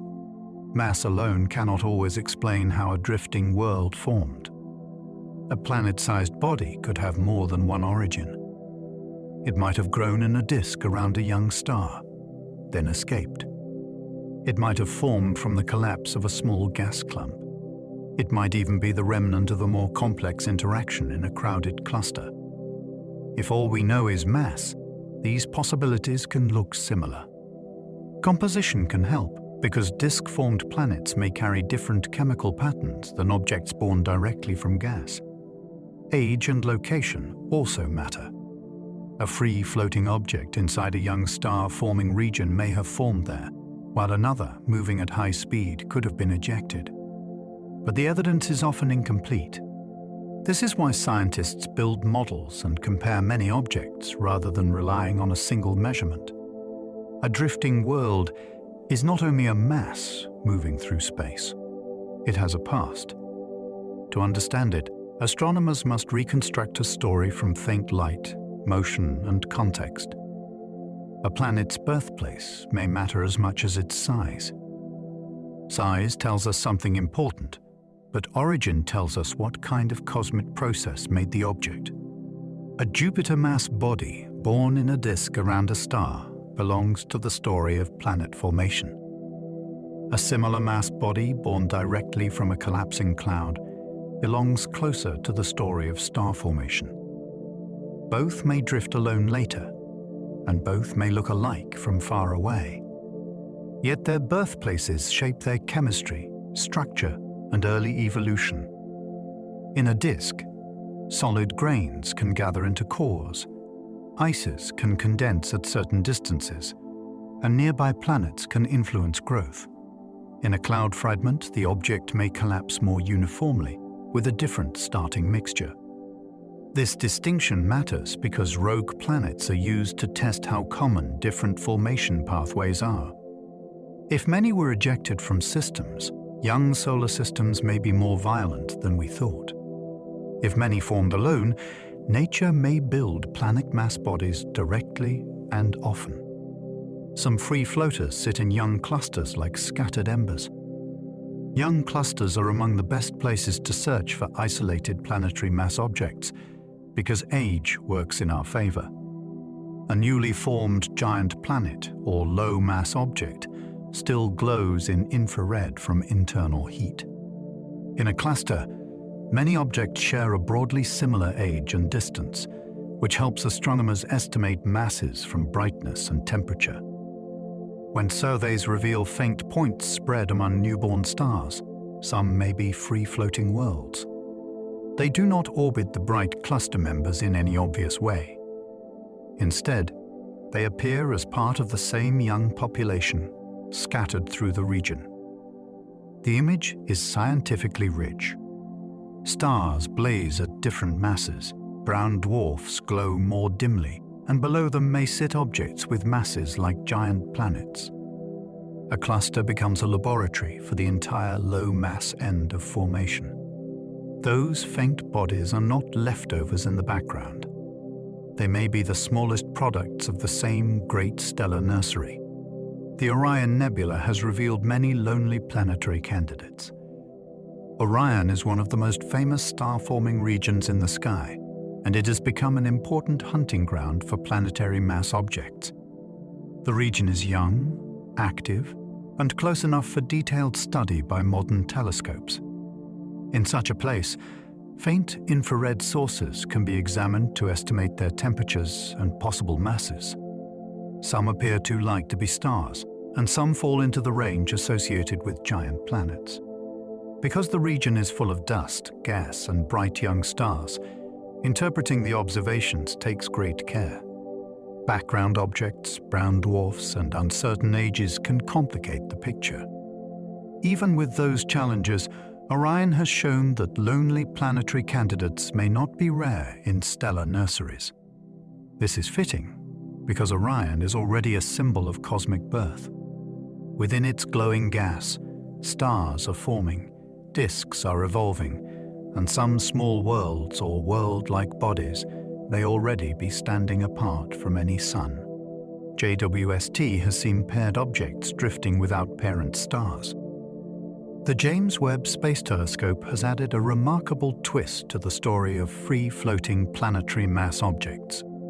In observations of the Orion Nebula region, it revealed objects with masses comparable to giant planets, and some appeared in pairs. These pairs do not seem to orbit ordinary stars. Instead, two low-mass bodies appear gravitationally associated with each other while drifting in the cluster. The discovery is striking because it is hard to explain with simple ejection models. If a pair of planets were thrown out of a planetary system, the violent encounter might be expected to break their bond. Yet if they form directly from collapsing gas, their low masses become challenging in another way. Webb's sensitivity in infrared light allows it to see faint young objects that older instruments could miss. These pairs are not just curiosities. They push scientists to rethink how small bodies form, how they survive, and how flexible the planet category may need to be. Those pairs challenge simple stories about planetary formation. A single lonely object is already intriguing, but a pair raises harder questions.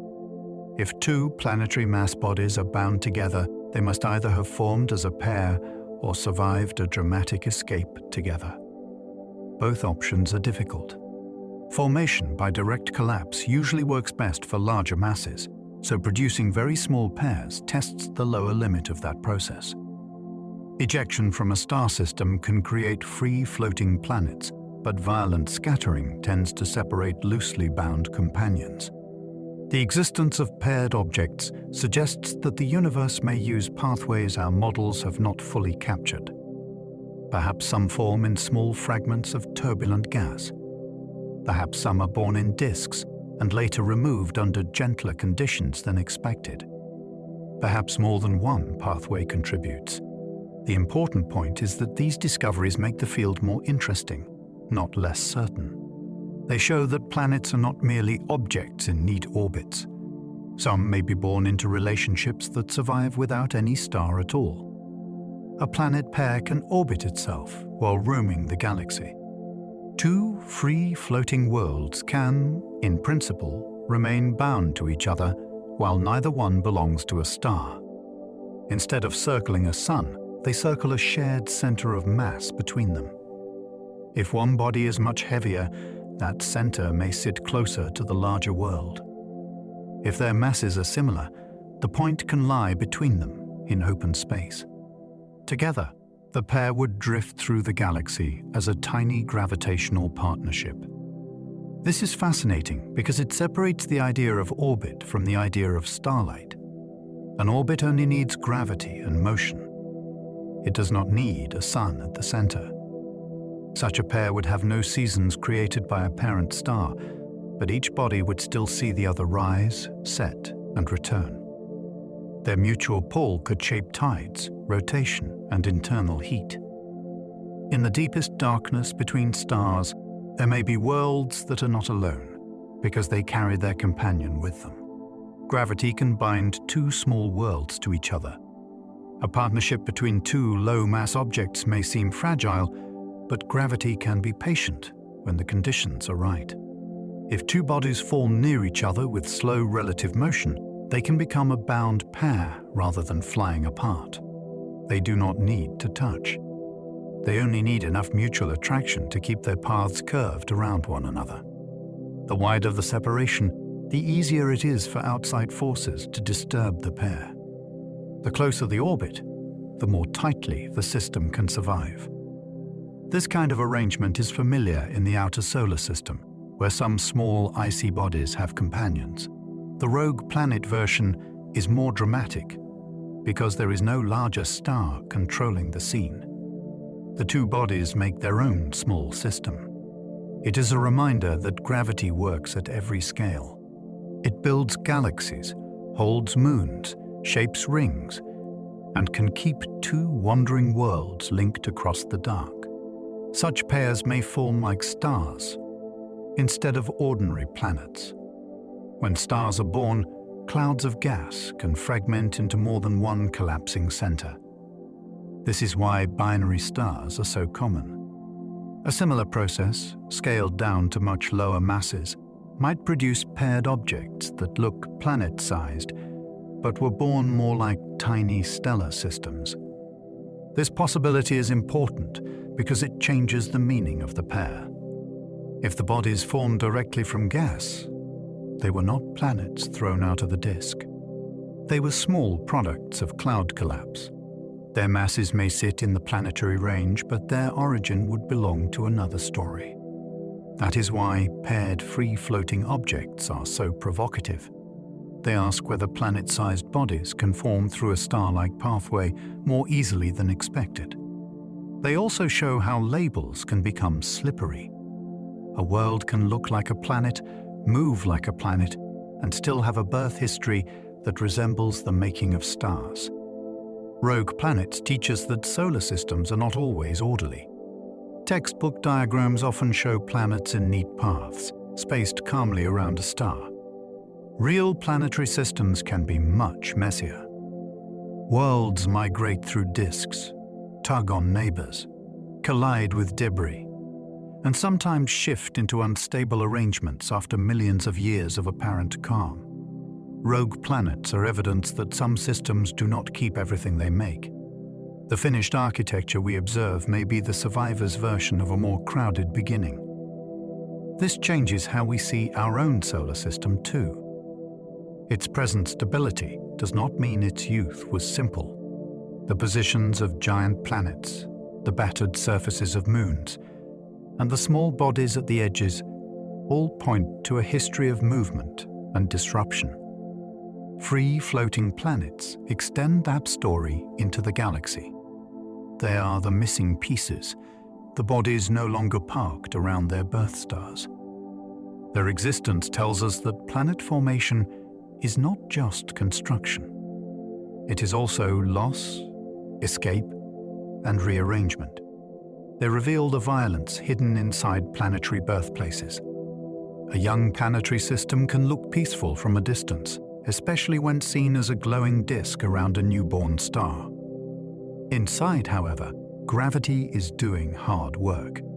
dust grains stick, rocks collide. Planetary cores compete for gas. Larger bodies shove smaller ones into new orbits. A planet may survive many close calls before one encounter becomes decisive. Ejection is one of the most extreme outcomes of this early violence, because it turns a growing world into an interstellar traveler. That violence does not need explosions or impacts to be powerful. Gravity alone can remove a planet from the place where it formed. This is what makes rogue planets such strong evidence. They are not merely isolated curiosities. They are signs that the process of making planets can throw some of its creations away. Behind the calm image of a mature solar system may lie a hidden past of near misses, scattering events, and lost worlds. Computer simulations show ejections can happen surprisingly early.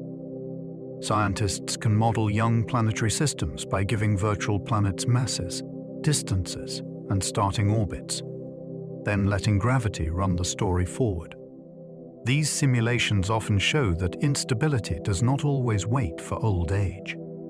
In some systems, planets can be expelled while the original disk is still present, or soon after the gas clears. The timing depends on spacing, mass, and how the planets migrate. When several large bodies are packed too closely, their orbits can begin to cross quickly. Once that happens, a few close encounters may be enough to launch one outward. The result is startling. A planet may spend less time with its birth star than some mountains spend rising on Earth. Early ejection also means the wandering world might carry a younger atmosphere or a less settled structure. Simulations are not the same as direct observation, but they let scientists test possibilities that unfold over timescales too long for human watching. Young systems may lose planets while still wrapped in dust. A newborn star is often surrounded by a disk of gas and dust, the raw material from which planets grow. It is tempting to imagine that everything remains safely embedded until the system clears and matures. But planet formation can become unstable before the dust is gone. Large planetary embryos may interact while still feeding. Migrating giants can disturb nearby material. The disk itself can pull on planets and change their orbits. A world may be pushed outward and removed, while the system still looks unfinished from the outside. This would mean some rogue planets begin wandering with very little experience of ordinary planetary life. They may not have settled into long, stable orbits. They may not have completed their growth. They may carry thick young atmospheres or loose debris from their formation environment. Losing a planet this early makes a solar system feel less like a carefully arranged machine and more like a stormy construction site. Our solar system may once have contained another giant planet. Some models of the early solar system suggest there may once have been an extra ice giant, a world similar in general type to Uranus or Neptune. The idea arises because the present arrangement of the outer planets is difficult to reproduce in simulations without a period of migration and instability. Adding another giant planet can sometimes help the model produce the orbits we see today, especially if that extra world was later ejected. In this scenario, Jupiter and Saturn shifted, Uranus and Neptune moved, and the missing planet was scattered away into interstellar space. There is no confirmed lost giant waiting in the record, but the possibility is powerful. It means our solar system may have been shaped not only by the planets that stayed, but also by one that left. The familiar family portrait could be missing a member. Somewhere, perhaps, a cold giant may be wandering with a history tied to our own beginnings. A lost ice giant could explain some distant orbital patterns. The outer solar system contains small, icy bodies whose orbits preserve clues about ancient gravitational events. Some are tilted, stretched, or grouped in ways that suggest they were disturbed long ago. One possible explanation involves a giant planet that once moved through the region before being ejected. As it passed, it could have scattered smaller bodies and left behind a pattern in their orbits. This is not the only hypothesis, and the distant solar system is difficult to reconstruct. Still, a lost ice giant is an appealing idea because it connects missing planets with visible evidence. A body does not need to remain present to shape a system. Its gravity can leave fingerprints after it is gone. Scientists use computer models to test whether such a planet could disturb objects in the right way, while still allowing the surviving planets to end up where they are. The distant debris may be a memory of a vanished world. Planet 9 is not a rogue planet if it orbits the Sun. The proposed Planet 9 is a hypothetical body that some scientists have suggested could exist far beyond Neptune. It has been invoked to explain unusual patterns in the orbits of certain distant objects. If it exists and remains gravitationally bound to the Sun, it would not be a rogue planet. It would be a distant member of our solar system, however remote and dim. This distinction matters because words shape the science. A rogue planet is not merely hard to find. It is unbound from any star.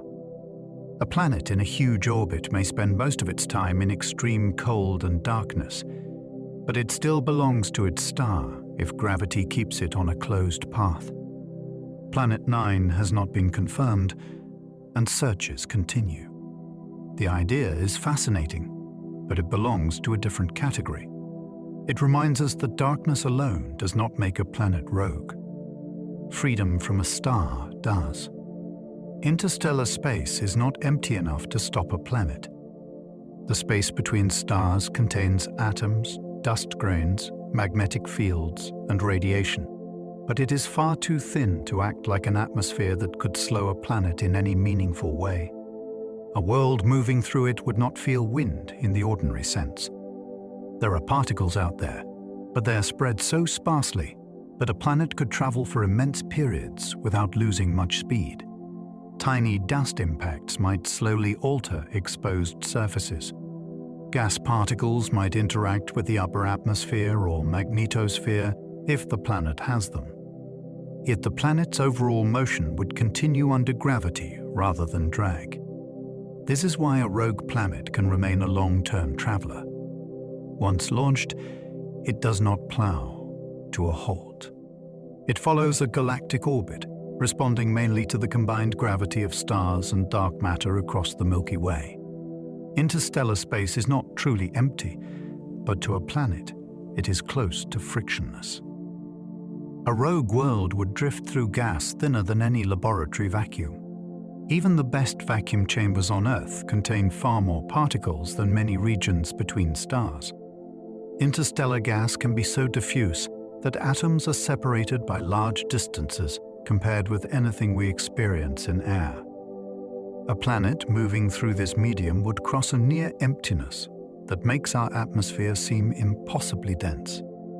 This helps explain why these worlds can travel so cleanly for so long. There is no sea of gas to push against them. There is no weather of space strong enough to erode their orbits quickly. The surface, however, would still be touched by rare particles, dust grains, and radiation across long timescales. Over millions of years, even sparse material can leave subtle chemical traces.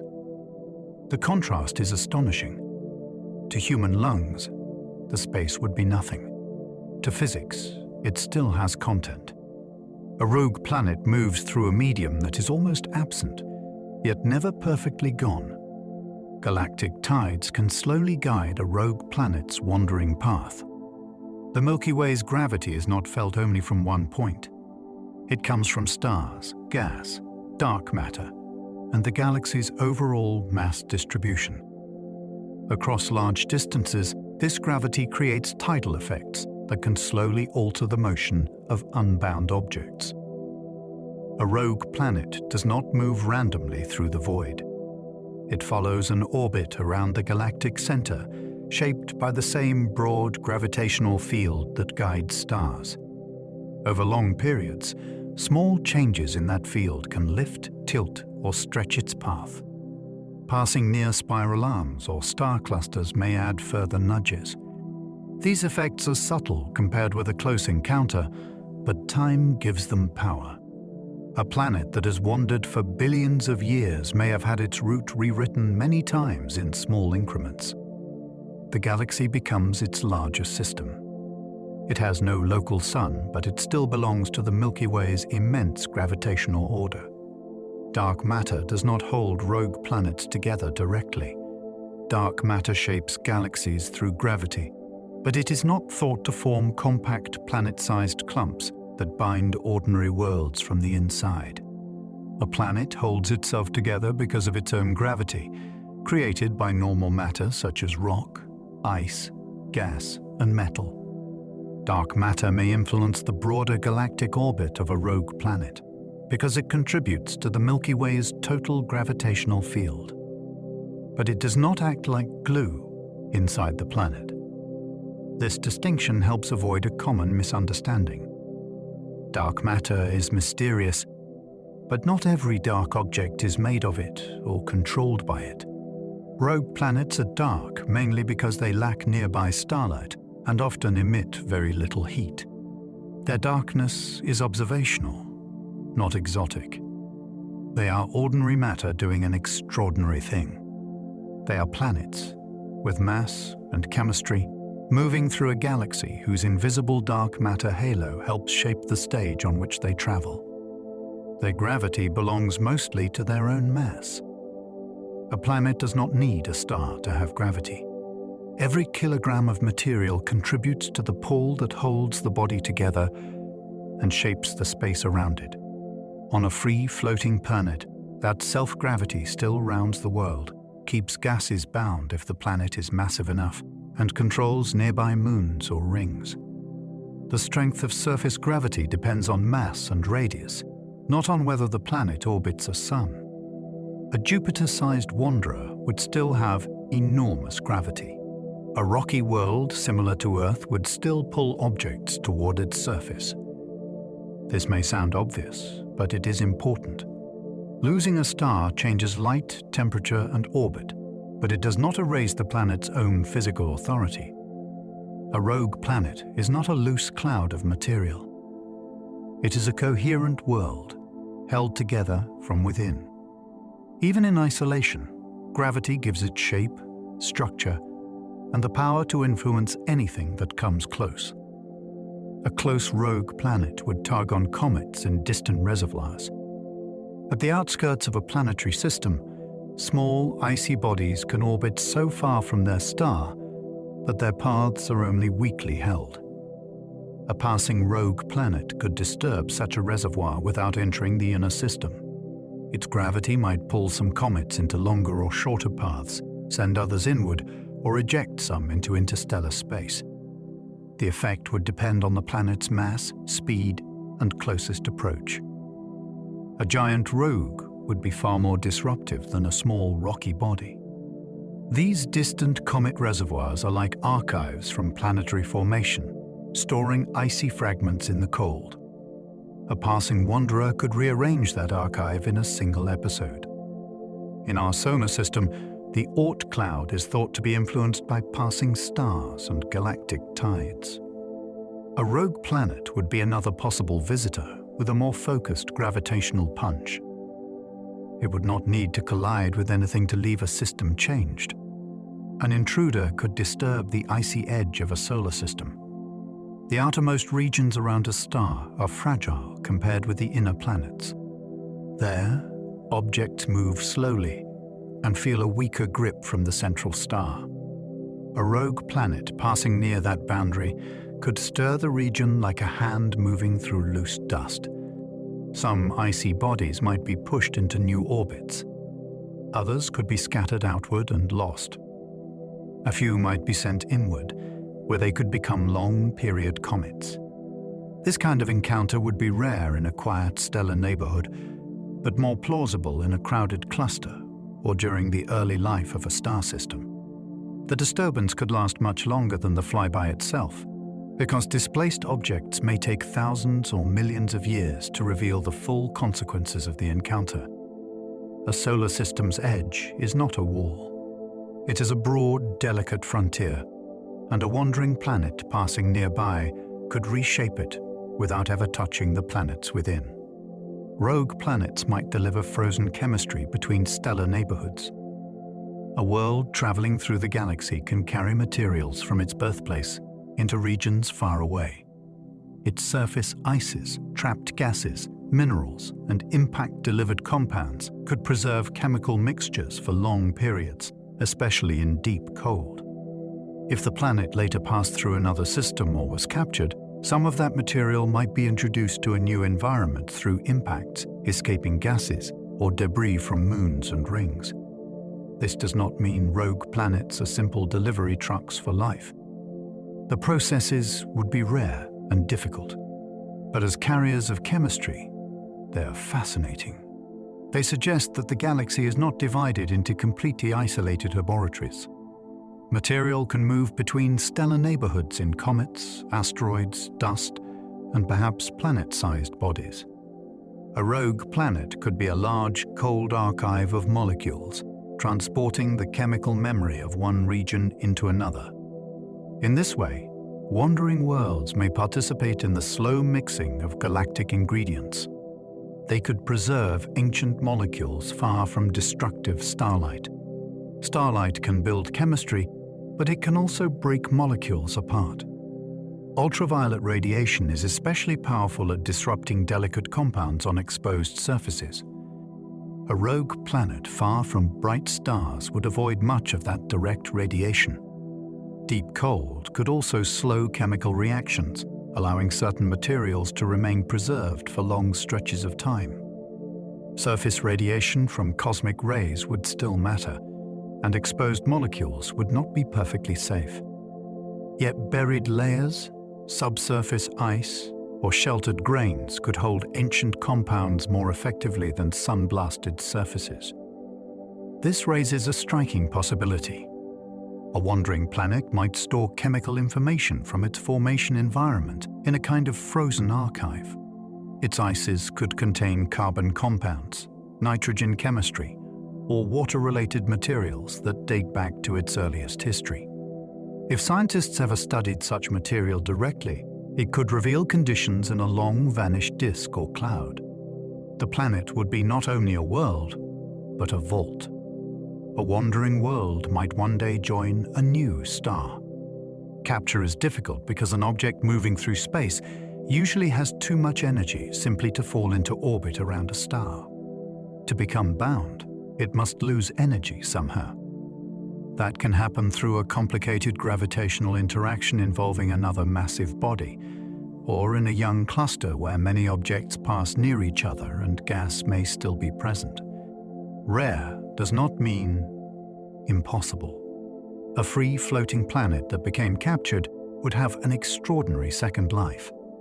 It might enter a wide, tilted, or elongated orbit very different from planets born in the new system. Its composition might not match its adopted neighbors. Its moons, if it kept any, would carry even more clues to its origin. Such a world would be an immigrant planet, formed elsewhere and later folded into another star's realm. The idea makes planetary systems feel less like closed families and more like evolving communities, occasionally changed by arrivals from the wider galaxy. Capture is rare, but gravity can make strange families. The universe allows relationships that seem unlikely at first. Stars can exchange companions in clusters. Moons can be captured by planets. Small bodies can be trapped into resonant paths. For a rogue planet, permanent capture by a star is uncommon because orbital energy must be removed. Yet in multi-body encounters, gravity can trade energy between objects in surprising ways. One body may be flung away faster, while another becomes bound. In a dense young region, such interactions are more plausible than in the quiet field of the galaxy. The result could be a system with a planet on an odd orbit that does not align with the original disk. Its path might be wide, steeply tilted, or stretched almost like a comet's. This is why captured worlds are so interesting. They would show that planetary systems can be assembled not only through birth, but through later adoption. Gravity does not care about neat origin stories. It only follows motion, mass, and opportunity. Some planets in wide orbits may be captured wanderers. A planet found extremely far from its star raises a natural question. Did it form there, migrate there, scatter outward, or arrive from somewhere else? Very wide orbits are hard to explain in some systems because ordinary planet formation becomes less efficient, far from the central star. Capture offers one possible route, although it is not always the favored explanation. A captured rogue would likely have an orbit that gives clues to its past. It might be strongly tilted compared with other planets, or much more elongated. It might also have a composition that seems unusual for its location. Scientists examine these possibilities carefully because several pathways can produce distant planets. The point is not that every faraway world was captured. The point is that capture belongs on the menu of possibilities.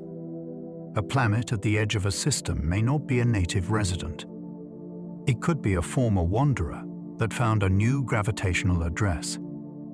A captured rogue would carry memories of another birthplace. A planet's chemistry is shaped by the environment where it formed. The amount of ice, rock, carbon, and gas available depends on distance from the original star, the composition of the birth cloud, and the history of the disk. If a rogue planet were later captured by another star, it would not erase that past. Its atmosphere, interior, moons, and isotopic patterns could remain unlike the worlds around its adopted sun. This makes captured planets scientifically valuable. They would be samples from elsewhere, delivered whole into a new system. Imagine studying a planet that belongs gravitationally to one star but chemically remembers another. Its orbit would tell one chapter. Its composition would tell another. Together, they could reveal a journey that ordinary planets never make. In the future, if telescopes can measure atmospheres of distant wide-orbit planets in detail, scientists may look for mismatches. Those mismatches could be the fingerprints of a world born under different light. Its chemistry could differ from planets born beside its new star. Planets formed in the same disk often share broad chemical patterns because they draw from related material. A captured rogue would be different. It might contain ratios of elements and isotopes that reflect another cloud, another disk, or another galactic neighborhood.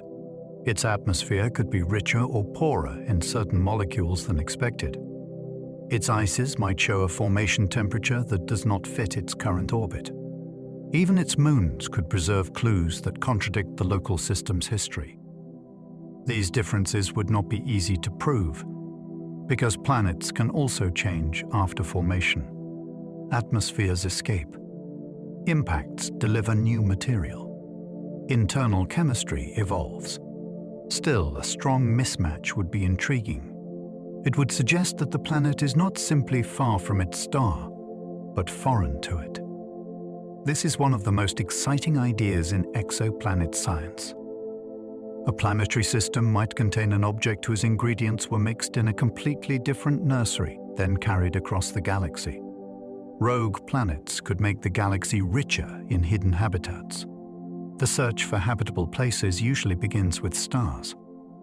Scientists look for planets at distances where surface water could remain liquid under the right atmosphere. Rogue planets widen the imagination. They suggest that some potentially stable environments might exist away from starlight, especially below ice or under thick atmospheres. These habitats would not resemble Earth's surface. They would be enclosed, dark, and powered by internal energy or chemistry. They might be rare. They might be simple. They might never produce anything beyond microbes. Yet their existence would multiply the kinds of places where biology could be considered. The galaxy would not be divided only into bright habitable zones around stars and lifeless darkness between them. There could be hidden niches carried by wandering worlds. This does not prove life is common. It simply expands the map of possibility. Rogue planets ask us to stop equating habitability only with sunlight and to consider warmth, water, chemistry, and protection in new combinations. Their oceans would be dark, but darkness does not mean dead. On Earth, the deepest oceans already teach this lesson. Sunlight disappears long before the seafloor, yet living communities exist around chemical energy sources and in sediments below. A rogue planet's buried ocean would take that idea to an extreme. There would be no surface day above it, no photosynthesis from a star, and no familiar weather feeding nutrients from continents. But if water met reactive rock, chemistry could create energy gradients. If heat moved through cracks, it could circulate minerals. If the ocean lasted long enough, simple life would have time to emerge or persist, provided the necessary ingredients were present. The obstacles are enormous, and there is no guarantee. Still, the phrase "lifeless darkness" is too simple. Biology is a story of energy flow, not scenery. A hidden ocean on the wandering world might be black to the eye and active to chemistry. What matters is not whether light shines there, but whether usable energy moves through it. Every rogue planet is a fossil of cosmic motion. A drifting world records movement in several ways. Its existence may reveal a past ejection, a direct collapse, a stellar encounter, or the aging of a lost system. Its speed and path carry information about gravitational events. Its composition may preserve the environment where it formed. Its temperature tells part of its cooling history. Even its loneliness is evidence. It says something happened, or something did not happen, that left the planet without a star. In this sense, a rogue planet is not just an object in space. It is a record of motion frozen into a world. The galaxy is full of such histories, but most are difficult to read. Stars move too. Clusters disperse. Systems rearrange. Rogue planets give scientists another kind of tracer, one that connects planetary science with galactic dynamics. They show that worlds are not fixed points in tidy diagrams. They are travelers shaped by gravity, time, and the restless architecture of the Milky Way. These worlds turn planetary science into a story of exile. Planets are often described through belonging. We talk about their stars, their orbits, their systems, and their place in a family of worlds. Rogue planets force a different language. Their defining feature is separation. Some may have been expelled from busy systems. Some may have formed without ever joining one. Others may have lost their stars through cosmic change. Each path creates a different kind of exile. That word is not scientific by itself, but it captures the emotional shape of the subject. These are planets without sunrise, calendars, or a home star in the ordinary sense. Yet they are still worlds with gravity, layers, chemistry, and possible hidden activity. They make planetary science feel larger because they remove the star from the center of the story. A planet is not only a companion to a sun. It can be a traveler with its own history, moving through the galaxy as a complete world in isolation. The night between stars may contain more planets than light. When we imagine the Milky Way, we picture stars because stars are visible. But visibility is a poor measure of abundance. If free-floating planets are common, the dark spaces between stars may contain vast numbers of worlds that do not appear in ordinary sky views. They would not brighten the galaxy much. They would not form constellations. They would not guide ancient travelers or glitter through telescopes in the familiar way. yet they could contribute enormous planetary richness to the galaxy's hidden inventory. This idea changes the emotional scale of space. The darkness between stars is not necessarily empty darkness. It may be populated by cold giants, frozen rocky bodies, buried oceans, ringed wanderers, and moons circling unseen primaries. Light shows us where stars are. It does not show us everything that exists. Rogue planets remind us that the universe can be crowded in ways our eyes do not register, and that darkness may be full of worlds. Rogue planets remind us that worlds do not need suns. A star can warm a planet, shape its weather, and give it a visible place in the sky. But the existence of free-floating planets proves that a world can remain a world without one. It can have mass, gravity, an interior, an atmosphere, moons, rings, or hidden oceans. It can form alone, escape from a system, or travel for ages through the galaxy. Its story may be colder and harder to detect, but it is not less real. This is the final wonder of the subject. Planets are not defined only by sunlight. They are bodies with their own structure and history. Some belong to stars. Some do not. The ones that wander force us to widen the meaning of planetary science until it includes darkness as well as daylight. They leave us with a universe that feels stranger, fuller, and more surprising. Somewhere beyond the reach of any sunrise, worlds are still moving. And so, we come to the end of our journey through the wandering worlds of the galaxy. Tonight, we followed rogue planets into the deep spaces between the stars. We learned that some of these worlds may have been thrown from young solar systems by the force of gravity, while others may have formed alone, in cold clouds of gas that never became stars.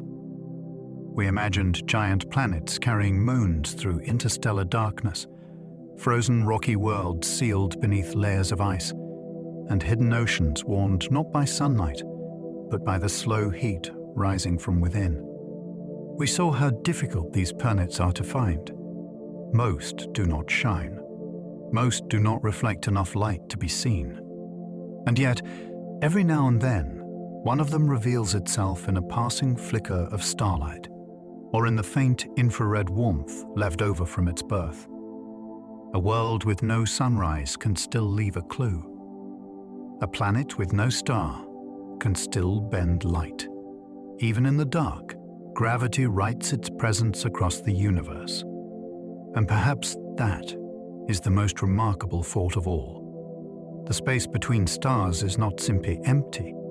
It may be filled with unseen planets moving slowly through the Milky Way, each one carrying its own hidden history.